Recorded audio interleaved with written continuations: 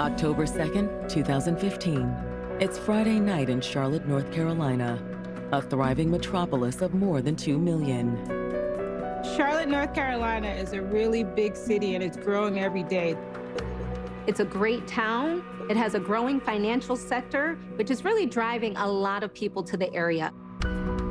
Although like any city, parts of Charlotte still struggle. Some of the city's challenges are definitely crime, and education is another one of those real serious issues. The city's growth had also made safe, affordable housing very hard to find. It's 9:30 that night when Brittany Mayfield returns to the apartment where she lives with her daughter and sister. The apartment was in a new complex built by the local housing authority. The neighborhood, for the most part, was a quiet, family-oriented neighborhood. Lexi is Brittany's little sister, 23-year-old Alexia Mayfield. Alexia had recently moved into the apartment with her sister. While sister went to work, she would watch the child. I called maybe an hour before I got off. She didn't answer the phone, so I thought maybe, of course, she probably asleep. Inside, Brittany finds her daughter in the living room. Brittany's baby was peacefully asleep. Then, careful not to wake the baby, Brittany heads back to her sister's bedroom. Lexi.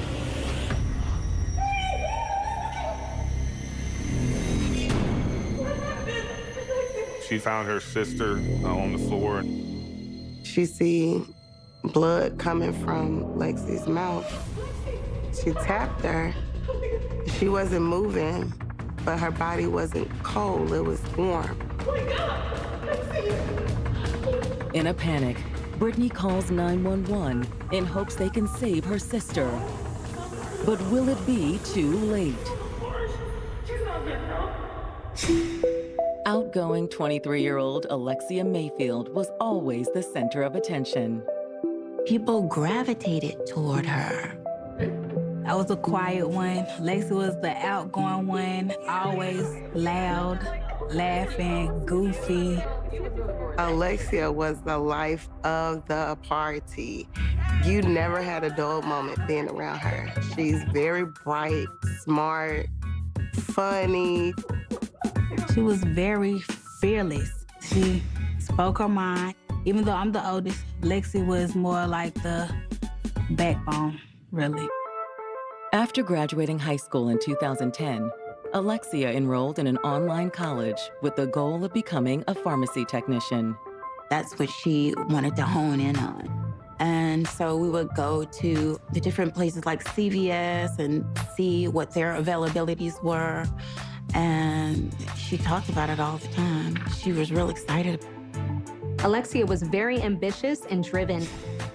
She wanted to make something of herself. That was her main goal. School was her #1 priority. She was just a smart young lady. She loved learning. With Lexi, the sky was the limit. But no matter how high she soared, Lexi stayed close to her sister, Brittany. In 2014, the sisters moved in together, renting an apartment near the Charlotte airport. Brittany was about to have a baby, and Alexia was looking forward to being a new aunt. Lexi loved her niece very much, and her niece loved her. However, a budding career and a new address weren't the only changes on the horizon for Lexi. Hey, beautiful. You talking to me? What's up? She told me that she was just walking down the street close to where she and her sister lived at the time. He pulled up beside her. He was 25-year-old Emmanuel Felton. There was definitely a spark there. They had a great conversation, and you could see that it was going to lead to something else. She came back saying, I met this dude. So the relationship started from that point. He seemed to really love her, and she loved him, and she made that so clear. She made it so clear how she felt about Emmanuel.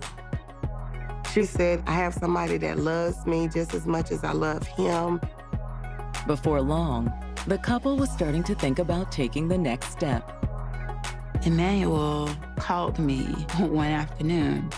And he laid out this plan of how he was going to ask Alexia to marry him. Talked about the ring, the whole 9 yards. But the big proposal never happened. She just kept saying things just not sitting right. She felt like this wasn't the right relationship. Alexia decided to break things off with the intentions that they could remain friends. Emmanuel agreed. After the breakup, Alexia threw herself back into her studies with no intention of dating again so soon. But fate had other plans. Alexia had a friend named Jaden that she had known years before she even met Emmanuel. Around the time things had fizzled with Emmanuel, Alexia and Jaden Young had reconnected. He was smart, he was funny, he was the kind of guy that everybody enjoyed being around. He was like Alexia in that he never met a stranger. And they seemed to have a lot of fun together. And with Alexia almost finished with school, some hoped there might still be a big engagement in her future. He left a great impression on everyone. I was really taken by him. I loved him as though he were the son that I never had. But now Alexia's future hangs in the balance. Her sister has just found her unconscious and unresponsive inside of her apartment. 911, she's not getting up, she's not moving. She was covered in blood. I remember Brittany telling me that she thought maybe she had fell and hit her head. But when EMTs arrive on the scene, there's nothing they can do for Alexia. Alexia was pronounced deceased at that time. And it's quickly clear that her death is no accident. First responders make a shocking discovery. Alexia has been shot. She had sustained at least 2 gunshot wounds. She had been murdered. No.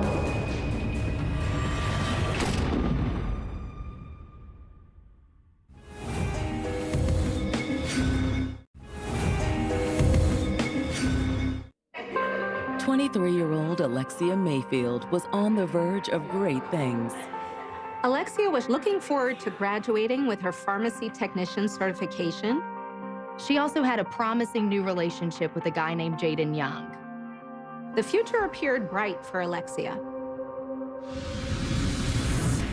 But now, after Alexia's sister found her collapsed on the floor inside their apartment, EMTs have just pronounced her dead from at least 2 gunshot wounds. Her body was found face down, so her sister could not tell that there were bullet wounds initially. Never did she assume when she first came in the house, like, oh, my sister's dead. When detectives arrive on the scene, they immediately begin to process the evidence. We located 2 .380 caliber shell casings in the bedroom beside the victim. There was no weapon at the scene, so that led the police to rule out suicide. But why had this young woman ended up dead? Given the area, detectives first consider the possibility that this was a random crime. While the city is growing, and that's great for the economy, an increase in population can also lead to an increase in the crime rate. Crime is definitely on the rise. Violent crime is on the rise. And Alexia's neighborhood was no exception. This could have been a robbery gone wrong. However, a look around the scene quickly rules out that theory. There were no signs of forced entry, and nothing was missing. They found a tablet and a set of keys in Alexia's bedroom, so it didn't look like the killer had tried to take anything. Instead, evidence at the crime scene suggests that whoever killed Alexia wasn't an intruder. Detectives found a pizza box on the kitchen table, along with 2 half-empty glasses.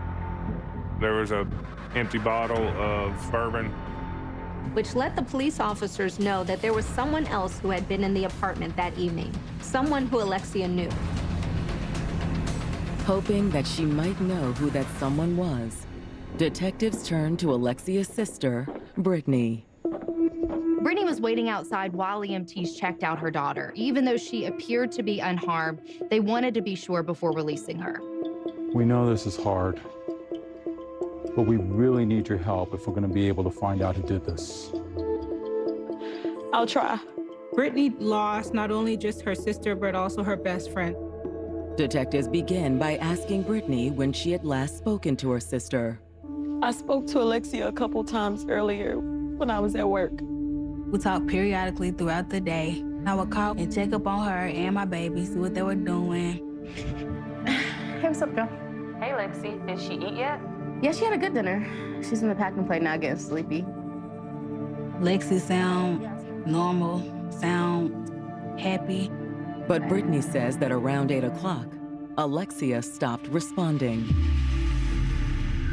The phone just keep going straight to voicemail. She kept saying, that's not like her because she got my baby. I don't know what's going on, but I'm kind of worried. And then she was like, maybe I'm just worried for nothing. I thought maybe she was just asleep. When she first went in the house, she was like, girl, wake up. But Alexi wasn't asleep. No. That's when she came to reality, like something else has happened. Now it's up to detectives to determine exactly what that was. We know this is very hard for you, ma'am. Is it a possibility that your sister may have gotten mixed up with some kind of trouble? No, she was never in the streets or anything like that. It wasn't like it was her past or her situation caught up with her. Brittany also doesn't know for certain who could have come over that night. Alexia didn't tell her she was expecting company. However, Brittany does give detectives one possibility. Alexia had recently started dating a gentleman named Jaden. Were there any kind of problems between them that you're aware of? No, sir. He was very gentle with Alexia. He showed her nothing but respect. Are there any ex-boyfriends we may need to talk to? Well, there's Emmanuel. Brittany gave us some backstory of that relationship, that the victim had recently broken up with Emmanuel. Was there any bad blood between them? I don't think so. I mean, they still hung out from time to time. Emmanuel seemed to be okay with the breakup, and they seemed to be on good terms. As far as the relationship being rocky, I didn't feel like that's what it was at all. Thank you very much. We'll be in touch. Brittany's statement doesn't give detectives much to go on, and neither does a canvass of the neighbors in Brittany's building. We talked to a couple neighbors who earlier in the evening had heard a disturbance of some type coming from the apartment. They weren't sure what it was, but they did not call police. But just when it looks like they're at a dead end, one of the building's security guards approaches detectives with what appears to be an important tip. That security officer approached and gave us a name. He says that the detective should check out a guy named Mark Briggs. He said that name came from another resident that did not want to be identified. They wanted to remain anonymous, so they didn't want to talk to the officers directly. And according to the security guard, the neighbor had a good reason to remain anonymous. Apparently, Mark Briggs was a dangerous criminal. A security guard at the crime scene has just come forward and given detectives the name of a possible suspect in Alexia Mayfield's murder. A man named Mark Briggs. The guard said that he had gotten the name from a resident of the apartment complex who had wanted to remain anonymous. They didn't want to give us any information, didn't want to talk to us, but had provided that name to the security officer. According to the informant, Mark Briggs was another resident of the complex who apparently had a thing for Alexia. The informant had also suggested that Mark was dangerous. When detectives head back to the station and run Mark's name through their database, it appears that there may be something to the tip. It turned out that he had a fairly extensive criminal record. Most are petty theft and drug charges, but others raise red flags for detectives. Mark has several domestic battery charges on his record. There's also firearm violations. When detectives bring Mark into the station first thing the next morning, He appears distraught about Alexia's death. We assume that you're aware that Alexia Mayfield was murdered last night. Everybody's talking about it. Can't believe that she's really gone. Yeah, we heard you had a thing for her. I guess you'd call it that. He admits that they had become friends and that he wanted something a little bit more than friendship with her. She was so pretty. She was always so nice. But you guys never... Nah. Did you ask her out after she broke up with Emmanuel? Yeah. She was seeing some other guy.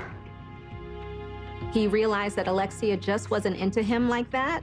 He backed off, and they remained friends. But detectives wonder, how did Mark take getting turned down a second time? Did that make you feel some type of way, seeing her with someone else? I'm sorry. Mark says he was okay being friends.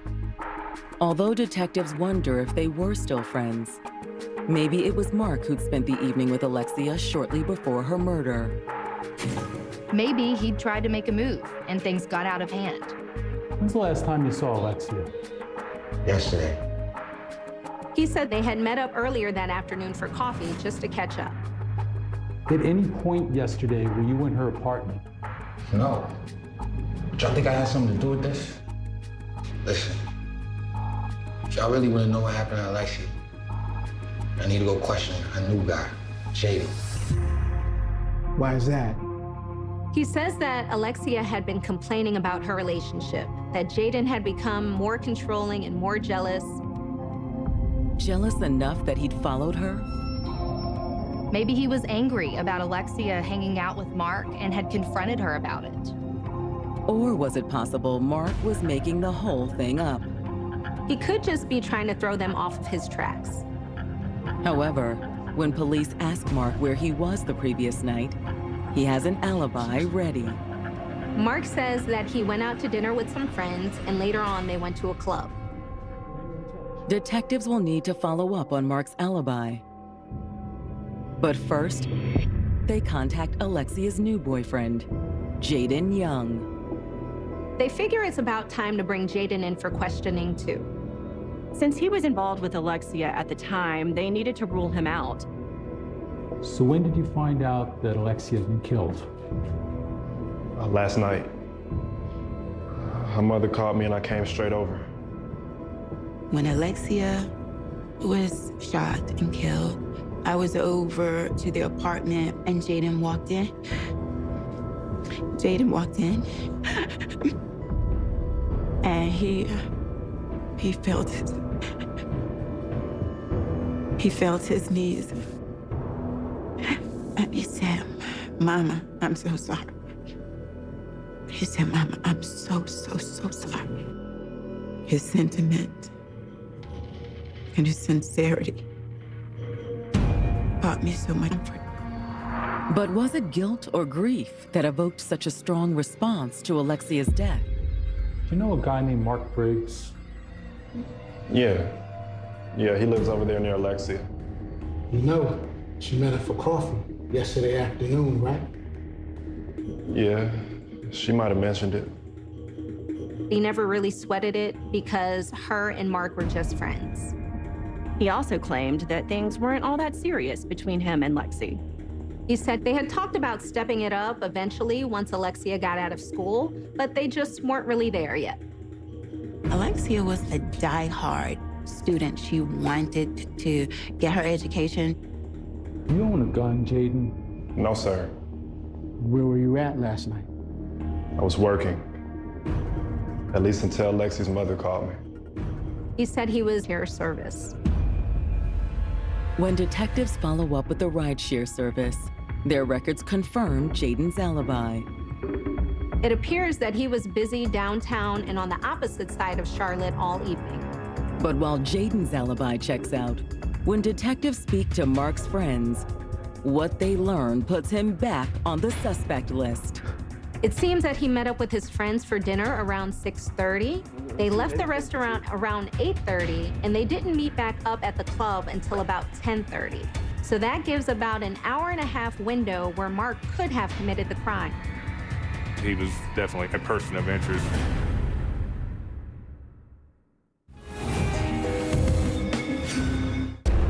After his alibi falls apart, detectives consider Alexia Mayfield's friend and neighbor, Mark Briggs, a possible suspect in her murder. Not only did he have a violent history, he admitted that he had feelings for Alexia. Maybe Mark had been pressing for something more, and maybe he got angry when Alexia rejected him. Since detectives couldn't account for his location for more than an hour around the time of the murder, he definitely could have had the opportunity to kill her. But after detectives dig deeper, Mark's window of opportunity appears to close. When detectives subpoena Mark's phone records for that evening to see whether he was in the vicinity of Alexia's apartment, it shows that he was pretty much in downtown Charlotte the entire night of the murder. There was no indication that he had called or texted Alexia at any point that evening asking to come over. It's not enough to rule him out completely, but it does suggest that he wasn't Alexia's killer. However, a review of Alexia's phone records does reveal that she had been in contact with someone else prior to her death. It seems as though she received several text messages in the hours leading up to the murder. Detectives trace the number back to Alexia's former boyfriend, Emmanuel Felton. He was going to be bringing some items over, returning them to her. One of those items being a tablet-style computer, also some keys. Those items were found in the apartment. That's not the only indication that Emmanuel had come by either. There was a text message that said that he was here, and we took that to mean that he was at the apartment. When detectives run a background check on Emmanuel, there's no history of domestic violence. They don't find anything other than a couple of minor possession charges. However, they do find something that raises a red flag. He had, in 2013, applied for a concealed handgun permit. His application was denied, but the reason it was denied really raised some concerns.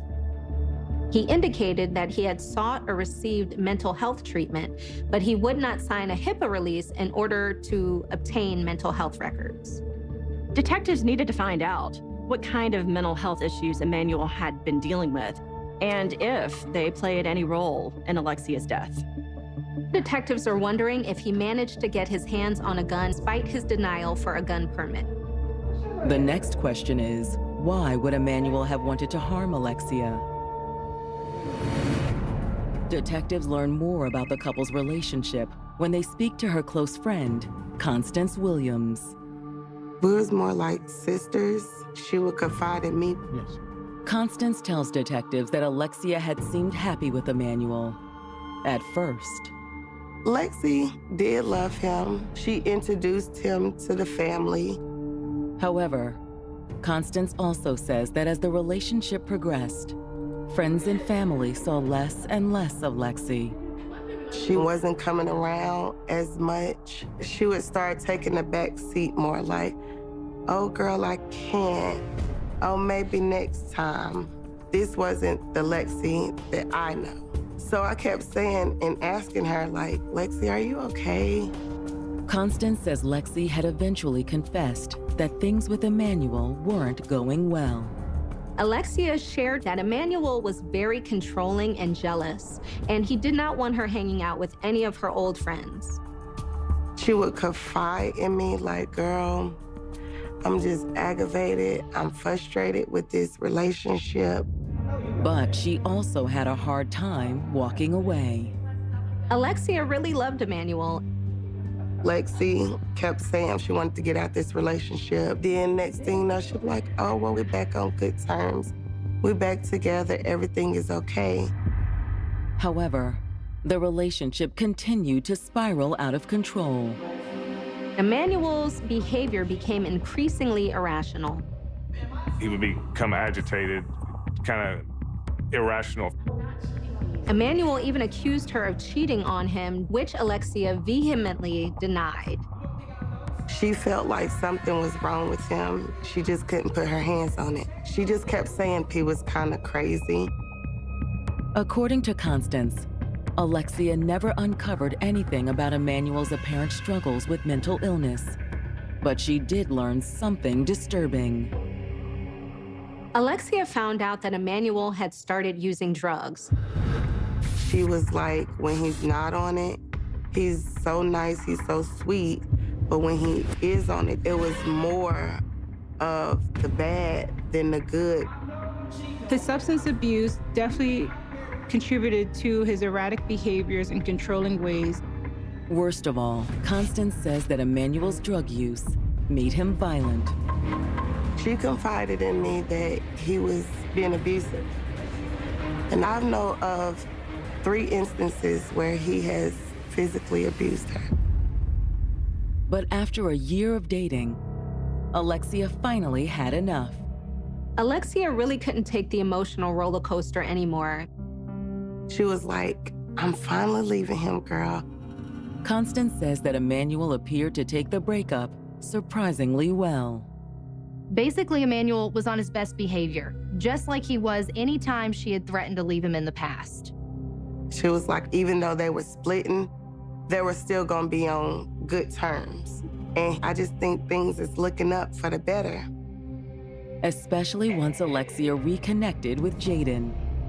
Lexi did not stay put. She didn't just sit there. She didn't just wait for him to come back around again. She would go and do her own thing.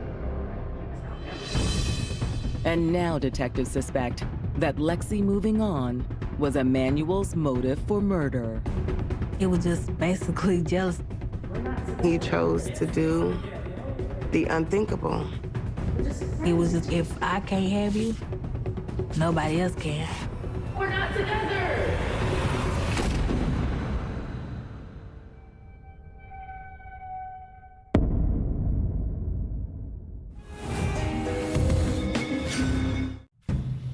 Detectives trying to solve Alexia Mayfield's murder have reason to suspect the killer is her ex-boyfriend, 25-year-old Emmanuel Felton. It's obvious from the phone records and text messages that he had been in communication with Alexia that evening and possibly was at the apartment. One of Alexia's friends had also reached out to detectives with information about Emmanuel's past abuse. I've seen hands-on physical abuse, emotional abuse. She kept telling me, girl, he's getting so controlling too. It's beyond bearable. During the breakup, he had come to the apartment, he had returned the items, and something had happened after that point. He was the sole suspect. But now that detectives have a prime suspect, they have to find him. We began collecting information on Emmanuel Felton, finding out where he lives, his background information, where he might be. Next, detectives subpoena Emmanuel's cell phone records, which reveal his whereabouts on the night of the murder. We obtained his cell phone records, showing that he was at the scene when the incident happened. Detectives have less luck tracking down Emmanuel's current location. It looked like he might have turned his phone off after the murder because they weren't able to track him anymore. It took him a little while to find Emmanuel. It took him a while. In the end, it's a relative that gives up Emmanuel's location. We get a phone call to 911 from a gentleman who says his cousin has come to his apartment. He's very upset, and he thinks that he's wanted for a homicide that had occurred. The man said that he was Emmanuel Felton's cousin. Within minutes, police arrive at the cousin's address. Given that Emmanuel was possibly armed and apparently in a fragile mental state, it wouldn't have been hard for things to go wrong. Police are aware that sometimes suspects set themselves up for a suicide by cop situation. So law enforcement was concerned that that might be what was happening here. But when they find Emmanuel huddled on the floor, it's obvious he's not looking for a fight. He's sitting on the apartment floor, back against the wall, knees up, kind of head down in his hands. He's very upset, kind of spaced out. Hey, Emmanuel. I had to sit down, start having a conversation with him. And ultimately, he says he will come to the law enforcement center and let us conduct an interview. Emmanuel gave up without any resistance. He went along peacefully. Emmanuel remains cooperative once down at the station and inside the interview room. Part of the interview was just kind of getting a rapport with him, getting him talking. We talked about a lot of things, his history, where he's from, things he wanted to do with his life, and then began to talk to him more about having issues with the victim, Alexia. Hey, I love that girl. She was never faithful. He was obsessed with the fact that she was cheating on him. There's no evidence to say that, but in his mind, he thought she was cheating on him. And he would confront her about that, and she would say, "Oh, you're crazy, I'm not doing anything." His big thing was he didn't like being called crazy. And that would essentially set him off. Despite that, Emmanuel claims that on the night of the murder, he'd gone over to the apartment, hoping to patch things up with Alexia once more. He wanted to bring the personal items that he kept after they broke up. He said he also brought her several gifts to apologize for how he had been behaving. I'm sorry I got so angry. I appreciate that. They were having a good time, eating some pizza and drinking a little bourbon. But at some point, things took a deadly turn. Most likely, Emmanuel suggested they get back together, or he might have even tried to make a move on Alexia. No, Emmanuel, no. The conversation became heated. He became angry. I felt like he knew that this time it was over. So what happened, Emmanuel? I don't know. His whole story was that he blacked out. He doesn't remember. Are you serious? No, we're not together. What are you talking about?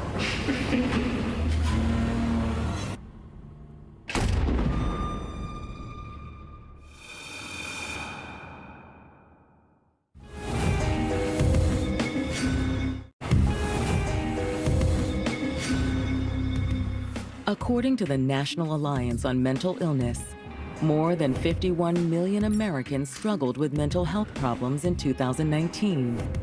While only 4% of violent crimes in the U.S. can be attributed to people with mental illness, 37% of incarcerated adults have been diagnosed with a mental health condition.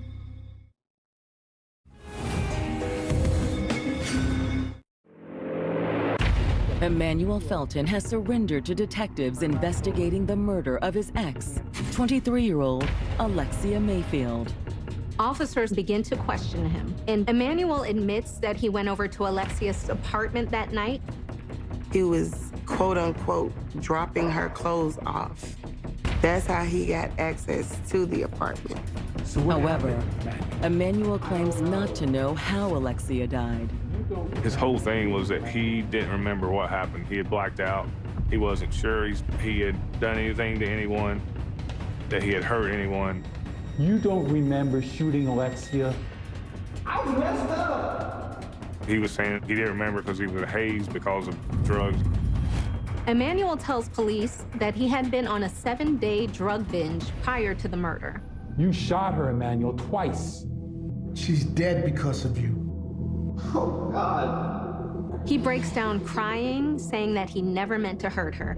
It's just that the drugs made him go crazy. He ultimately admitted that he remembered firing one shot that struck Alexia and then left the apartment. He said he woke up in a Haze driving his car. He had a gun on him and he threw it out the window. Emmanuel's confession is more than enough for detectives to file charges, even if they don't believe much of it. I believe he entirely knew what he was doing and what had happened. At the conclusion interview, he was charged with first-degree murder. When friends and family learn of Emmanuel's arrest, they agree with the detective's suspicion that Emmanuel's blackout story is a lie. There's no doubt in my mind. Emmanuel Felton came to the house that night with the intentions on killing her. because he normally doesn't carry a gun on him. He got the gun from somebody. He was like, if I can't have you, can nobody else have you? Many women who try to flee and leave in volatile and violent situations of domestic violence end up dying. The statistics are astounding. It's an astronomical amount of people. Still, family and friends are glad Alexia's killer is in custody. It was relief. We were grateful. We were happy, but we were still sad at the same time. Just because he's arrested, that doesn't bring Lexi back. I was relieved, but I really wanted to go and talk to him so that I could understand how this man who said he loved my daughter so much could do something so dastardly, something so cowardly. How could he have done such a thing? The only thing that I still want to know is why. Why? But in the end, Alexia's family will never get the answers they deserve. With his trial approaching, Emmanuel's attorneys approached prosecutors about a possible plea deal. Emmanuel's attorney pushes the drug binge theory to argue for a more lenient sentence. He was on a 7-day binge from what they said, but I really think he said that to make his story sound more sympathetic. Before the trial is set to begin, the defense and prosecutors make a deal. He ultimately took a plea deal and pled to second-degree murder and was sentenced to 16 years in prison. And I thought 16 years, why? And the lawyer had explained because Emmanuel was dealing from a diminished capacity because he'd spent so much time doing drugs. If he had gone to court, if there was a trial, there would have been a possibility that he could get less time. And of course, nobody wanted that. Not that everyone finds the outcome satisfying. 16 years is not long enough. 16 years for the cold-blooded murder of a young lady who had nothing but a bright future ahead of her, to me, does not seem fair. I would have argued for a much longer sentence, a much stricter, harsher sentence. Emmanuel all but got away with murder. And he will eventually get a second chance at life that Alexia never will. Emmanuel Felton get to hear his family every day, get to talk to his family, get to see his family. We don't get that from Lexi. I will never see my daughter on this side. We would never get to hear Lexi's voice in person. We would never get to see Lexi face to face. That was robbed from us. But Alexia's mother has made it her mission to ensure that her daughter didn't die in vain. I've helped different people coordinate domestic violence conferences, and I'm in the process of doing that now. And if I were to share one thing concerning domestic violence, concerning volatile relationships, it would simply be to say, it's okay to love somebody, but never love anybody more than you love yourself. Never do that.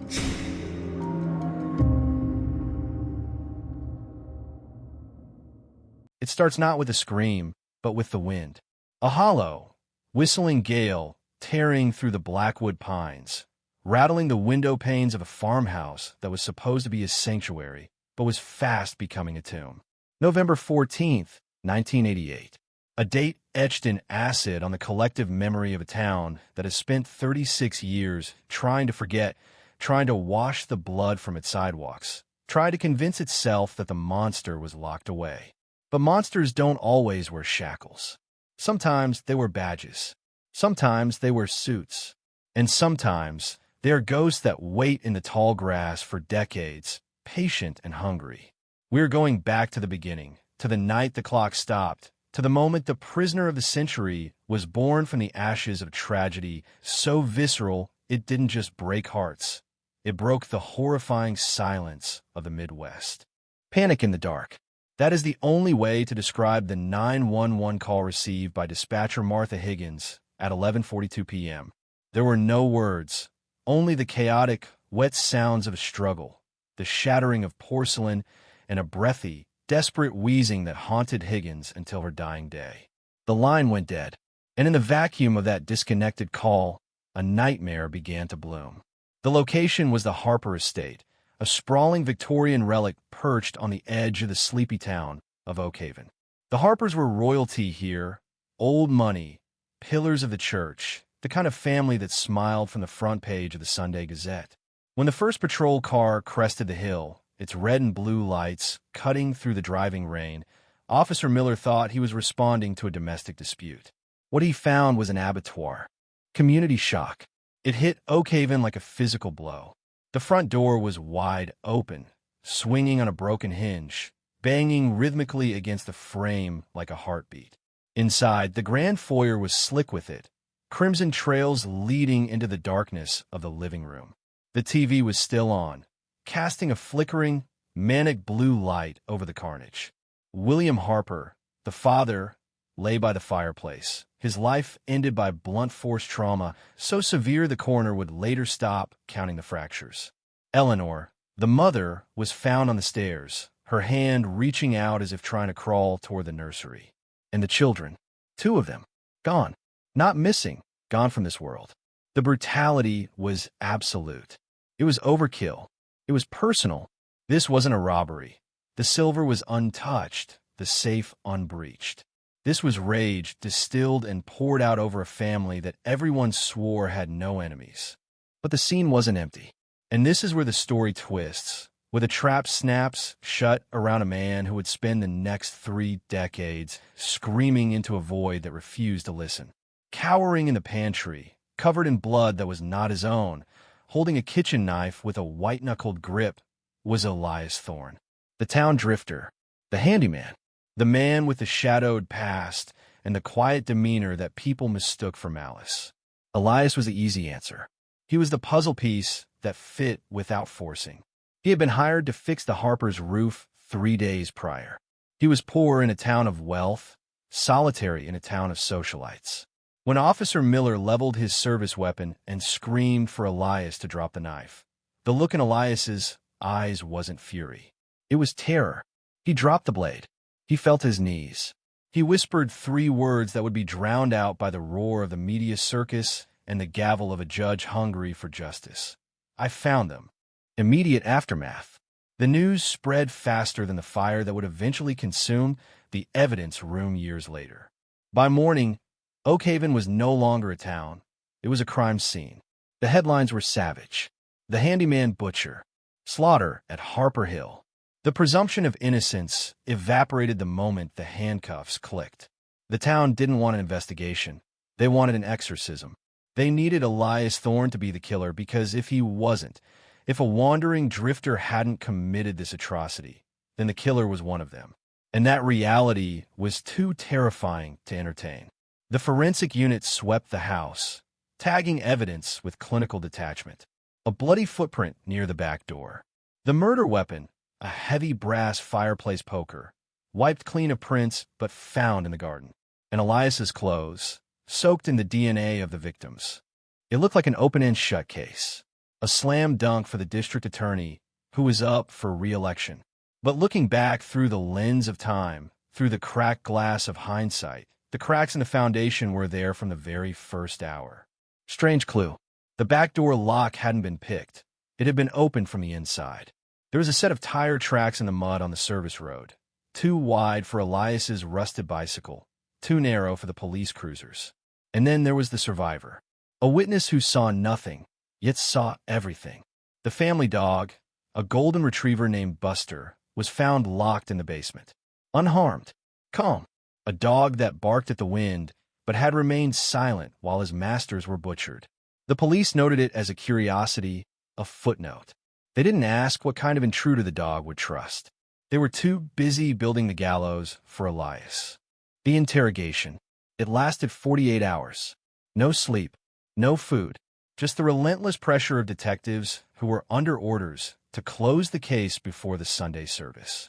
Elias Thorne, a man of limited education and fragile mental fortitude, sat in a metal chair that was bolted to the floor, shrinking under the fluorescent glare.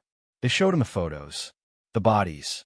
They told him he was sick, that he had snapped, that he wanted the money, that he wanted Eleanor. They twisted his confusion into admission. They took his silence for guilt. Just tell us you did it, Elias, and the pain stops. Just sign the paper. And eventually, broken by exhaustion and grief for the family he had actually liked working for, Elias muttered, "I guess I must have. If you say so." That was it. The confession. The golden ticket. It didn't matter that he recanted an hour later. It didn't matter that the details he gave were wrong. He said he used a bat. The weapon was a poker. He said he entered through the window. The door was open. The jury never heard the recantation. They only heard the confession. The trial was a formality, a theater of vengeance. The prosecutor painted Elias as a wolf in sheep's clothing, an envious parasite who lashed out at the perfection of the Harper life.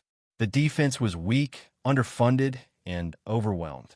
They didn't call the neighbor who heard a car engine at 11:30 p.m. They didn't challenge the blood splatter analysis that suggested the killer was left-handed. Elias was right-handed. The verdict was delivered in less than 2 hours. Guilty on 4 counts of first-degree murder. The sentence: life without the possibility of parole. Death by incarceration. As Elias was led away, chains rattling, he looked into the gallery, scanning the faces of the angry mob, looking for someone, anyone, who believed him. His eyes locked with the sheriff's deputy, a young man named Carter, who looked away. Elias didn't scream. He didn't fight. He just lowered his head, accepting the weight of a crime that would define the rest of the century for Oak Haven. Deadlock. The years began to bleed together. 1990, 1995, 2000. The world moved on. The Harper house was demolished. The land sold and turned into a strip mall, burying the ghosts under concrete and asphalt. Elias Thorne became a number in the state penitentiary, a gray man in a gray cell, aging in fast forward. But in the quiet corners of Oak Haven, the unease never truly settled. There were whispers, rumors of a second man. Teenagers dared each other to go to the site of the murders, telling stories of a shadow that watched from the woods. And then the letters started.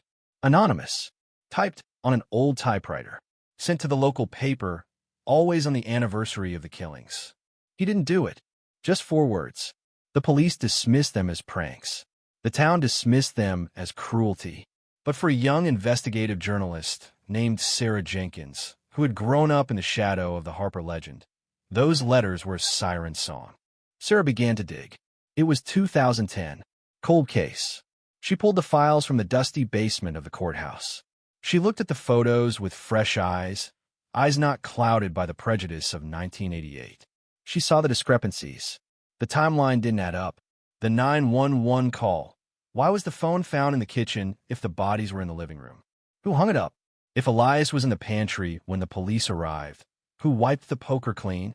You don't wipe a weapon in a frenzy and then hide in the house. You run. Sarah visited Elias in prison.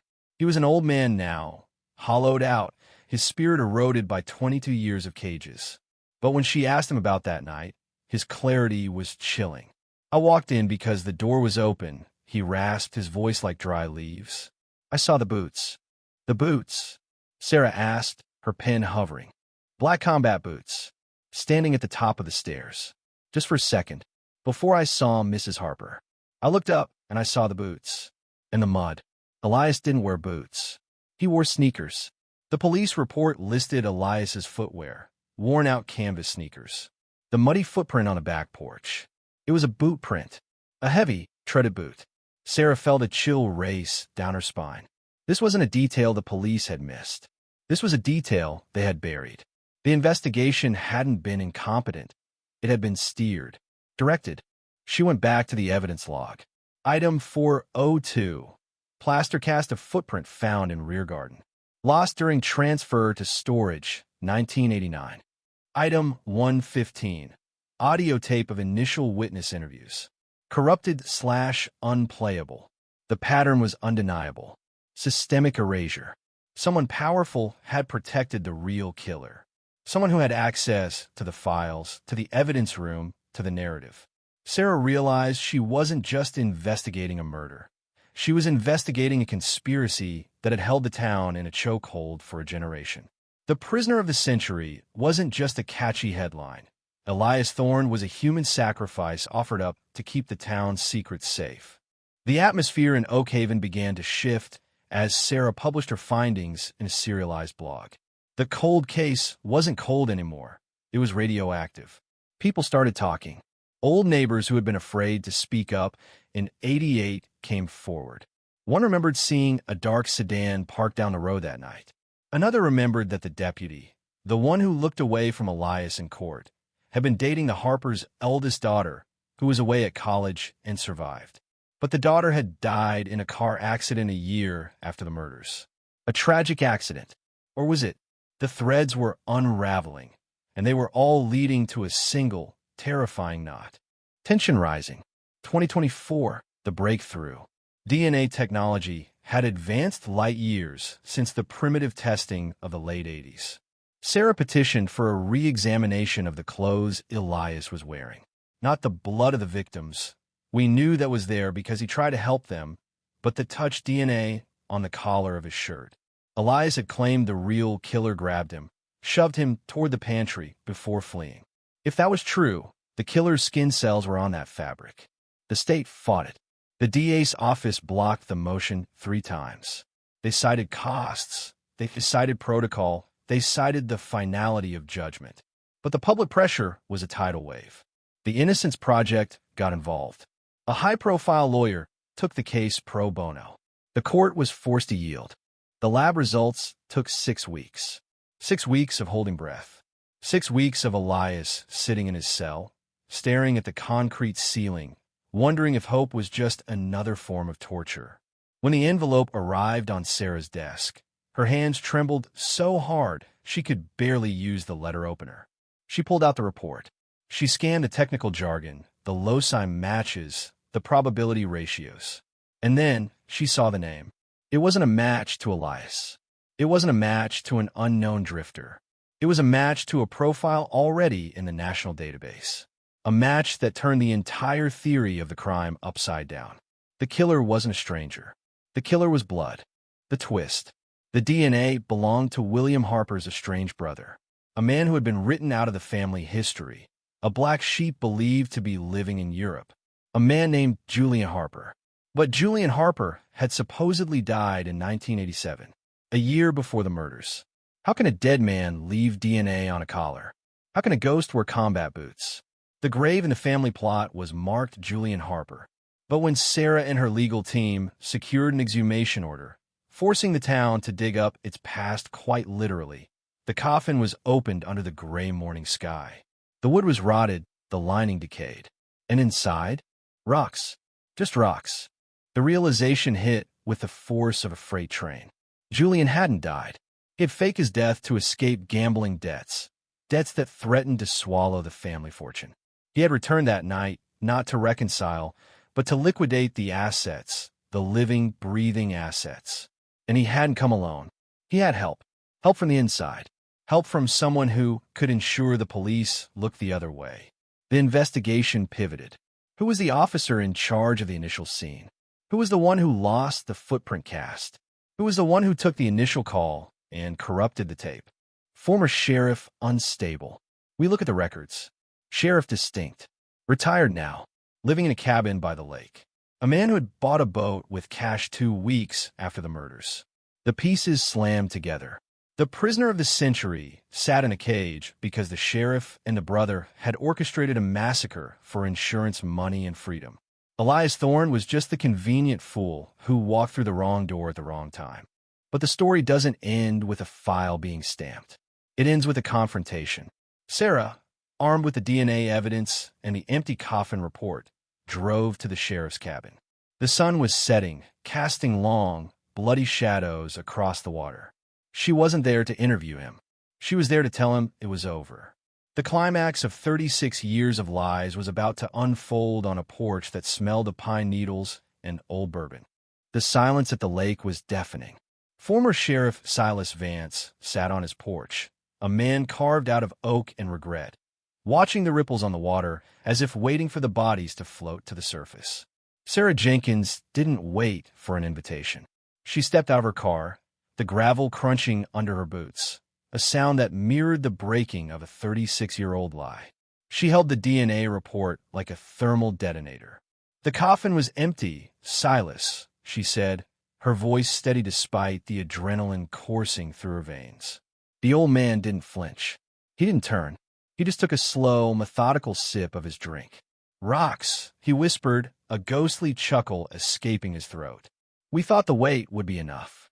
We thought the earth would keep its mouth shut."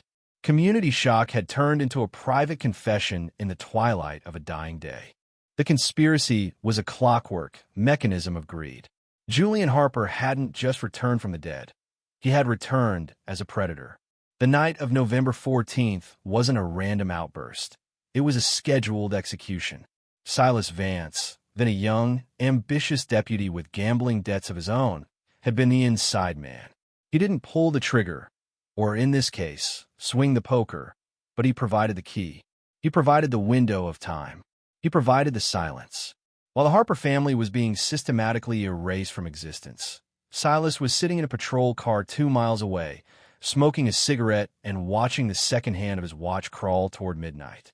He was the one who ensured the 911 call was delayed. He was the one who directed the first responders to the wrong side of the estate. And when he finally arrived and saw Elias Thorne standing there, a broken man in a sea of blood, Silas saw his salvation. Strange clue. The lost footprint. Silas had seen the boot print in the garden, the heavy, military-grade tread that Julian Harper favored. He knew that if that cast made it to the state lab, the dead brother would be resurrected in the eyes of the law. So Silas did what men in power do when cornered. He made the evidence disappear. He replaced the cast with a generic one. He misplaced the files. He turned the investigation into a spotlight that burned so brightly on Elias Thorne that the rest of the room went pitch black.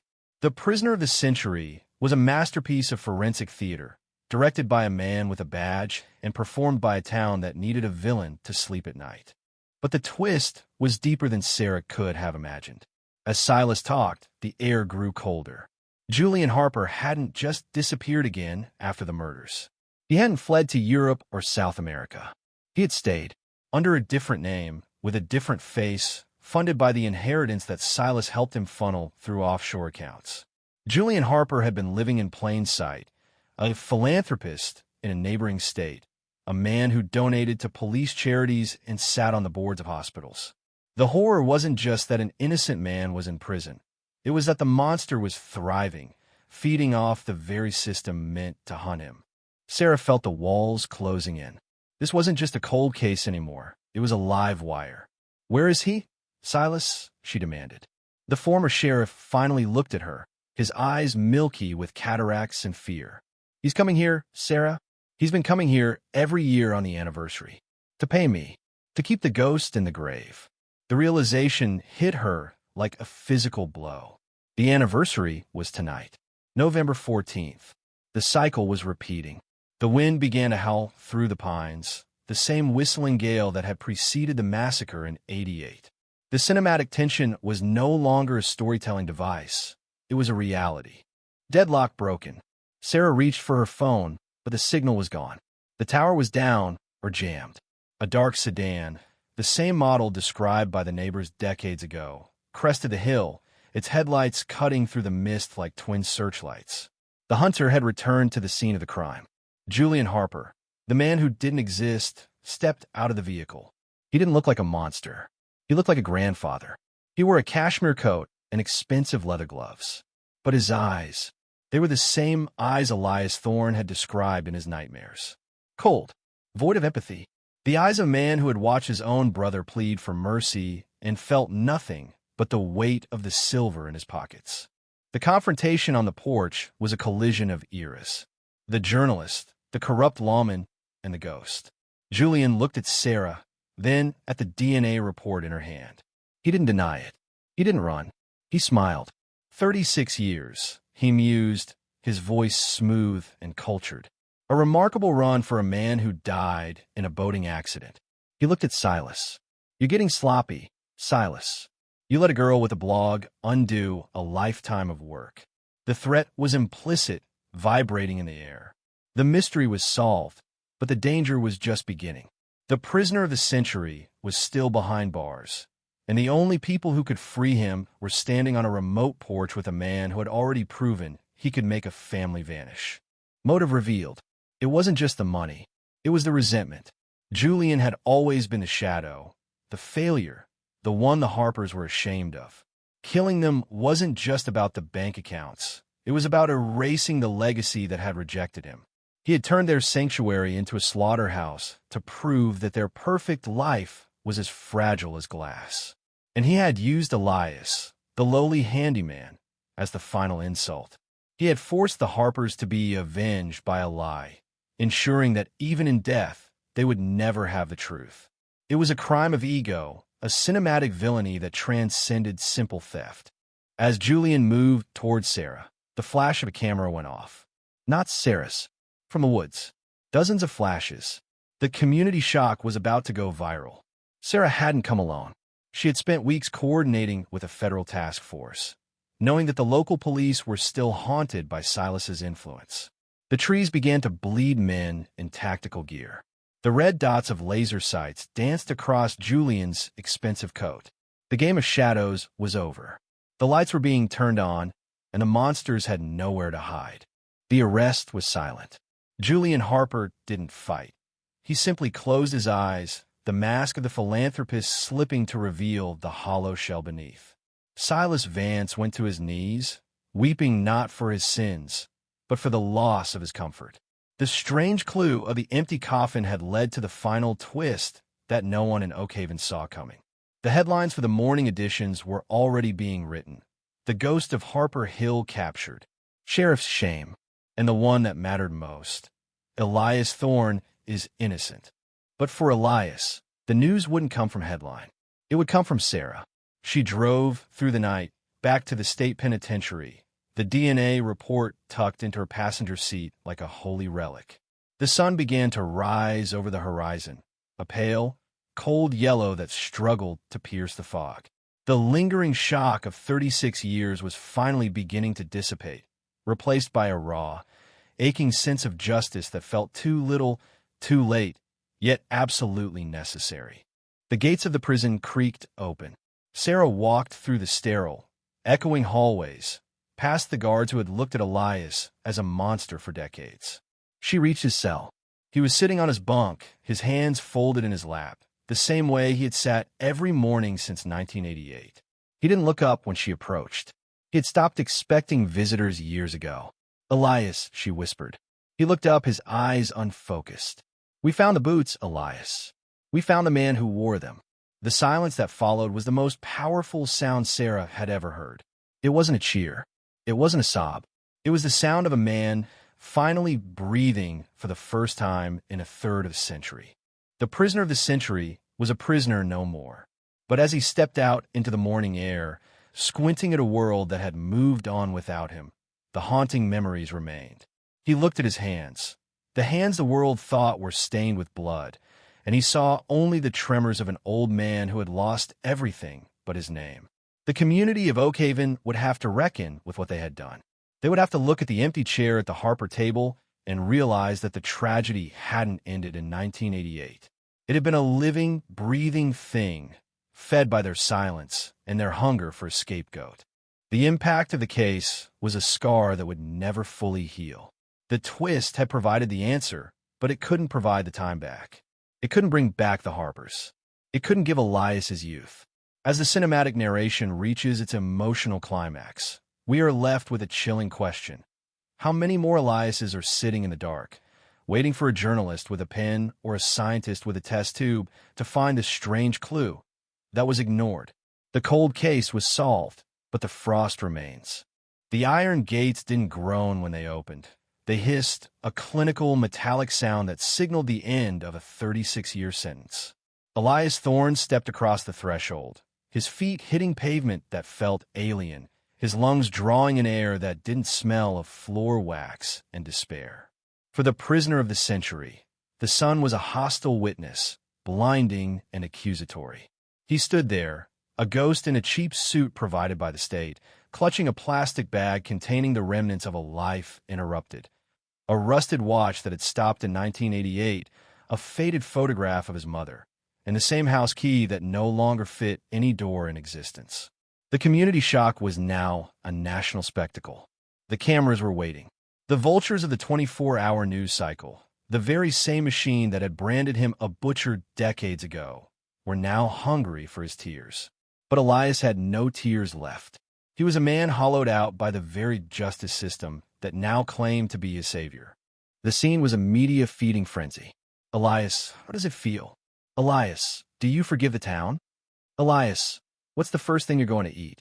The questions were shallow, skipping over the surface of a trauma that ran to the bone. Sarah Jenkins stood by his side, a shield against the onslaught. She saw the way his hands shook, not with excitement, but with sensory overload. The world of 2026 was a neon-soaked, high-speed blur compared to the analog world he had left behind. Cars didn't rumble, they hummed. People didn't talk, they stared into glowing glass rectangles. For Elias, it wasn't a homecoming. It was an arrival on a different planet. The mysterious disappearance of his life was complete. He was free, but he was a refugee in time. As Elias was whisked away to a secure location, the legal machinery began to grind Julian Harper into the dust. The twist was no longer a theory. It was a mountain of evidence that the district attorney's office was now desperately trying to climb. The civil suits were filed within hours. The goal: to strip the philanthropist Julian Harper of every cent he had siphoned from the Harper estate. The investigation into the money trail revealed a labyrinth of shell companies and offshore accounts, all managed with the help of Silas Vance. It was a forensic accounting nightmare that mirrored the physical horror of the crime scene.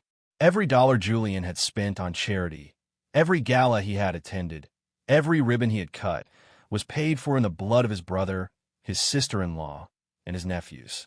This strange clue of the bank transfers from 1989 showed a pattern of systematic looting that had begun before the bodies were even cold.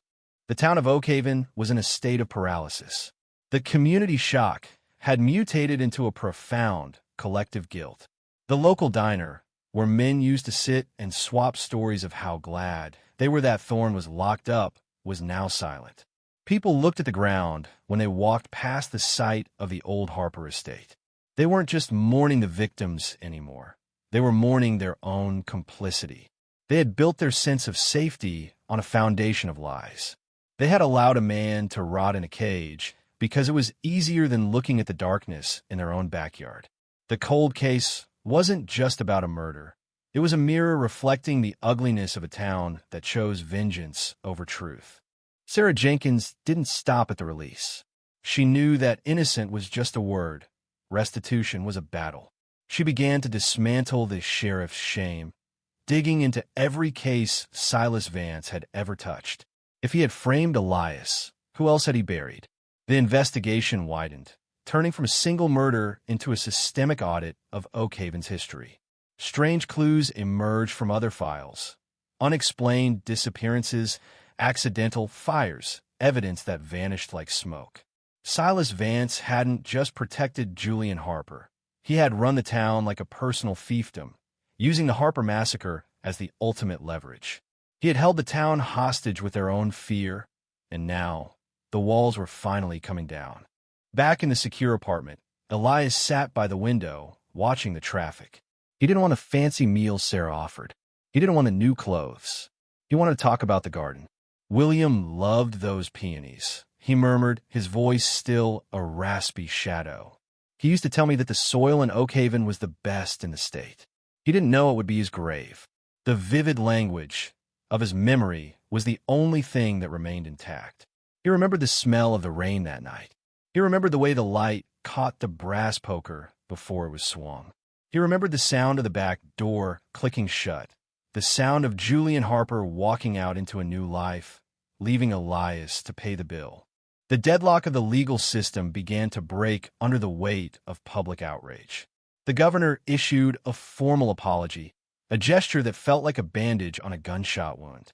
There was talk of a Thorne law, a series of reforms aimed at preventing the kind of tunnel vision that had blinded the original investigators.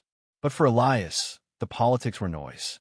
He was waiting for the one thing the state couldn't give him, a face-to-face with the man who had stolen his life.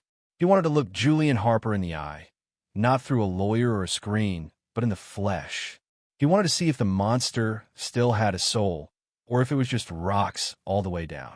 The tension reached a boiling point when Julian Harper's defense team attempted to argue for bail. They claimed he was a flight risk, but also a pillar of the community who deserved the presumption of innocence. The hearing was a circus. Protesters lined the streets, holding signs that read, "Justice for Elias," and "Hang the Ghost." When the judge denied bail, citing the overwhelming DNA evidence and the fraudulent death certificate, the roar from the crowd could be heard inside the courtroom. The prisoner of the century was now the prosecutor of the century, as Elias's testimony became the cornerstone of the state's case. But Elias wasn't ready to testify. He was still struggling with the basics of existence. He couldn't sleep in a bed that was too soft. He had spent too many years on a slab of foam. He couldn't handle the silence of the night. He was used to the rhythmic clanging of cell doors and the distant screams of the yard. The lingering shock was a physical weight, a phantom limb that he couldn't stop trying to use. Sarah realized that freeing him from the prison was the easy part. Freeing him from the memory of the prison would take a lifetime he didn't have. The emotional climax of the week came when Elias asked to visit the cemetery. Not the Harper plot. He wasn't ready for that, but the pauper's grave where his mother had been buried while he was behind bars. She had died in 1994, still believing her son was a monster because the town had convinced her of it. Sarah drove him to the edge of the cemetery, a neglected corner where the grass grew tall and the headstones were simple wooden crosses. Elias knelt in the dirt, his hands clawing at the earth. He didn't pray. He just whispered, "I'm here, Ma. I'm here." The haunting memories of the community were nothing compared to the private agony of a son who couldn't say goodbye. As the sun set on his fourth day of freedom, the first twist of the trial emerged. Julian Harper wasn't going to go down quietly. From his jail cell, he leaked a series of documents to a rival news outlet. Documents that suggested the sheriff's shame went even higher. Silas Vance hadn't just been a gambler. He had been a courier for a local political machine. And that machine was still in power. The strange clue was a list of names, judges, councilmen, business leaders, who had all benefited from the Harper family's disappearance. The case was no longer about a murder in 1988. It was a war for the soul of the state. The voiceover deepens, the music swelling with a dark, rhythmic intensity. We are entering the heart of the storm. The man who was once the prisoner of the century is now the only one who can pull the thread that unravels the entire tapestry of corruption. But at what cost? As the killers prepare their final defense and the town braces for the next wave of revelations, we have to wonder, is the truth enough to heal a wound this deep, or will it just open new ones? The courtroom was a pressure cooker, the air thick with the scent of old wood, floor wax, and the palpable anxiety of a town on trial. This wasn't just a hearing, it was a reckoning. Every seat was filled. Journalists from across the globe, survivors of the Oak Haven era, and the silent, stony-faced men who appeared in Julian Harper's leaked names list. The community shock had transformed into a cold, clinical dread. If Julian Harper fell, he was taking the pillars of the state with him. The strange clue of the ledger had ignited a firestorm that the prosecution was struggling to contain. They wanted a murder conviction. The public wanted a revolution. And in the center of it all sat Elias Thorne, a man who looked like he'd been carved out of gray stone, his eyes fixed on the empty space where a family used to be. The trial began not with a bang, but with a whisper of paper. The lead prosecutor, a woman named Elena Vance, no relation to the disgraced sheriff, laid out the timeline with surgical precision. She spoke of the cold case that refused to die, of the DNA that acted as a silent witness, and of the prisoner of the century who had been treated as a ghost while the real killer lived as a king. But when she turned to the defense table, the twist took a darker turn. Julian Harper's attorney, a man with a voice like velvet and a heart like flint, didn't deny the DNA. He didn't deny the empty coffin. Instead, he leaned into the strange clue of the ledger. He argued that Julian wasn't a lone wolf, but a necessary tool of a system that had demanded the Harper family's removal. It was a scorched earth defense. If Julian was a monster, he was a monster created and fed by the very people now sitting in the gallery. The tension reached a breaking point during the cross-examination of the forensic auditors. Sarah Jenkins had followed the money, but the defense was following the influence. They produced emails from the late 90s, encrypted messages that had survived on old servers, showing that the Harper family's land hadn't just been sold. It had been partitioned among the names list for pennies on the dollar. The mysterious disappearance of the estate was a coordinated land grab. The motive for the massacre wasn't just Julian's resentment. It was a corporate hit disguised as a family tragedy. The audience gasped as names were read aloud. Judges who had signed Elias's warrants, councilmen who had called for his execution, and businessmen who now owned the malls sitting atop the Harper blood. Deadlock in the jury's eyes. They were being asked to decide which was worse, the man who swung the poker or the men who profited from the swing. Sarah sat in the front row, her laptop glowing, live blogging the destruction of the Oak Haven elite. She watched as a prominent state senator stood up and walked out of the courtroom, his face the color of ash. The vivid language of the evidence was undeniable. The conspiracy wasn't a shadow. It was the infrastructure of the town itself. But amidst the talk of millions and land deeds, the prosecutor reminded the court of the human cost. She pulled out the crime scene photos, the sensational, powerful images of the night of broken glass. She showed the nursery. She showed the fireplace. She showed the prisoner of the century in his original mugshot, a man whose only crime was being poor enough to be a convenient sacrifice. Then, the moment the world had been waiting for, the people call Elias Thorne to the stand. The silence that followed was absolute. You could hear the ticking of the clock on the wall, the hum of the air conditioning, the heartbeat of a man who had waited 13,140 days to speak. Elias stood up. He walked slowly, his gait hitching slightly, a reminder of the concrete floors that had been his only world. When he took the oath, his I-do was barely audible, yet it carried the weight of a thunderclap. He didn't look at the cameras. He didn't look at the jury. He looked directly at Julian Harper.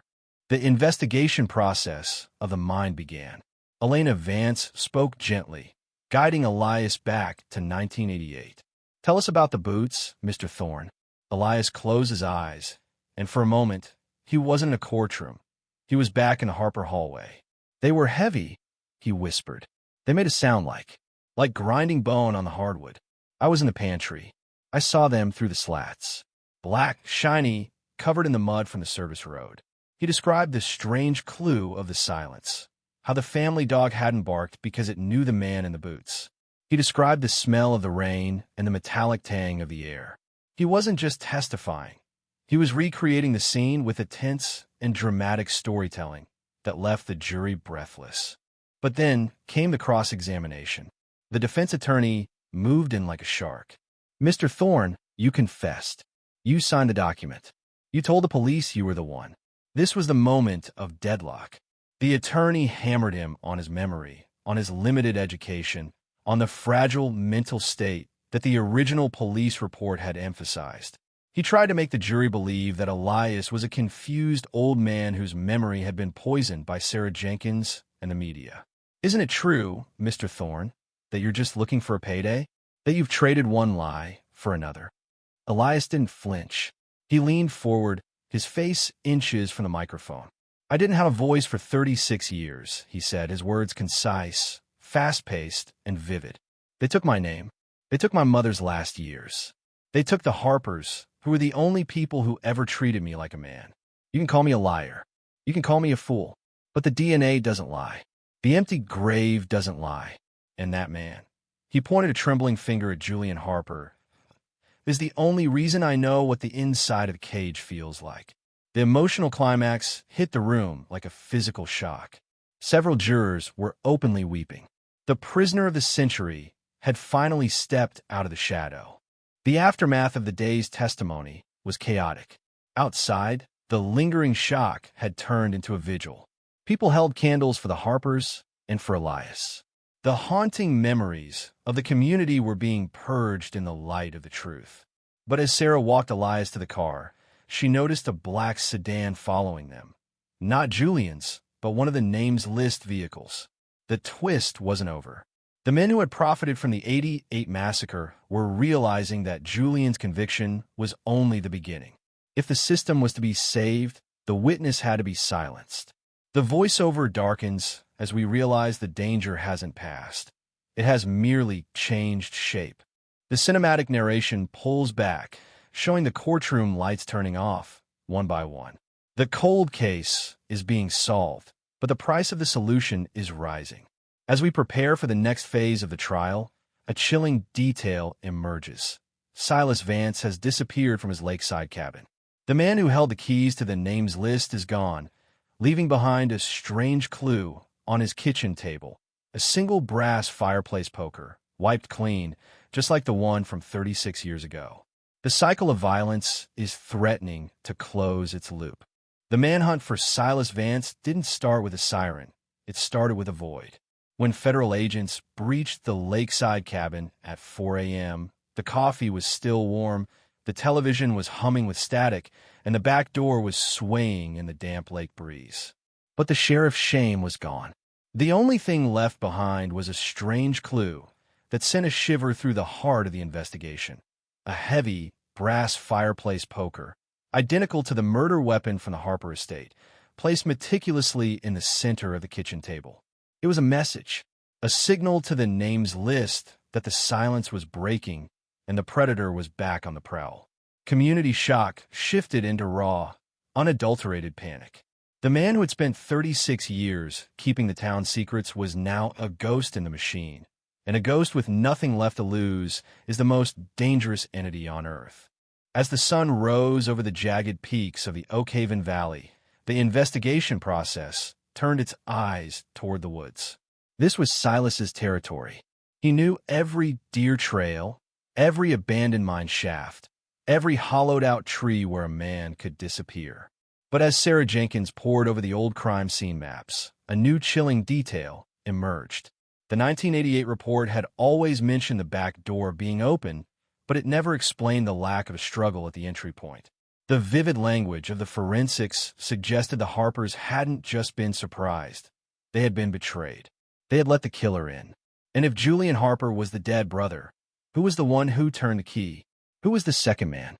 The tension spiked when Sarah received an encrypted file from an anonymous source, a digital breadcrumb trail leading back to the night of the massacre. It was a recording hidden for decades on a reel-to-reel tape that Silas Vance had kept in a safety deposit box. The sound was grainy, thick with the hiss of age, but the voices were unmistakable. It wasn't just Julian and Silas. There was a third voice, a voice that was calm, authoritative, and chillingly familiar to the ears of anyone who lived in Oakhaven. "The children are in the nursery," the voice said. "Make it quick. The deputy is waiting at the perimeter." The twist was a physical blow to the chest. The accomplice wasn't a drifter or a hired hand. The accomplice was a member of the Harper family itself. Sarah felt the world tilt. If William, Eleanor, and the children were the victims, and Julian was the executioner, then who was left? The answer was a mysterious disappearance of a different kind. The eldest daughter, Catherine Harper, who had reportedly died in a car accident a year after the murders.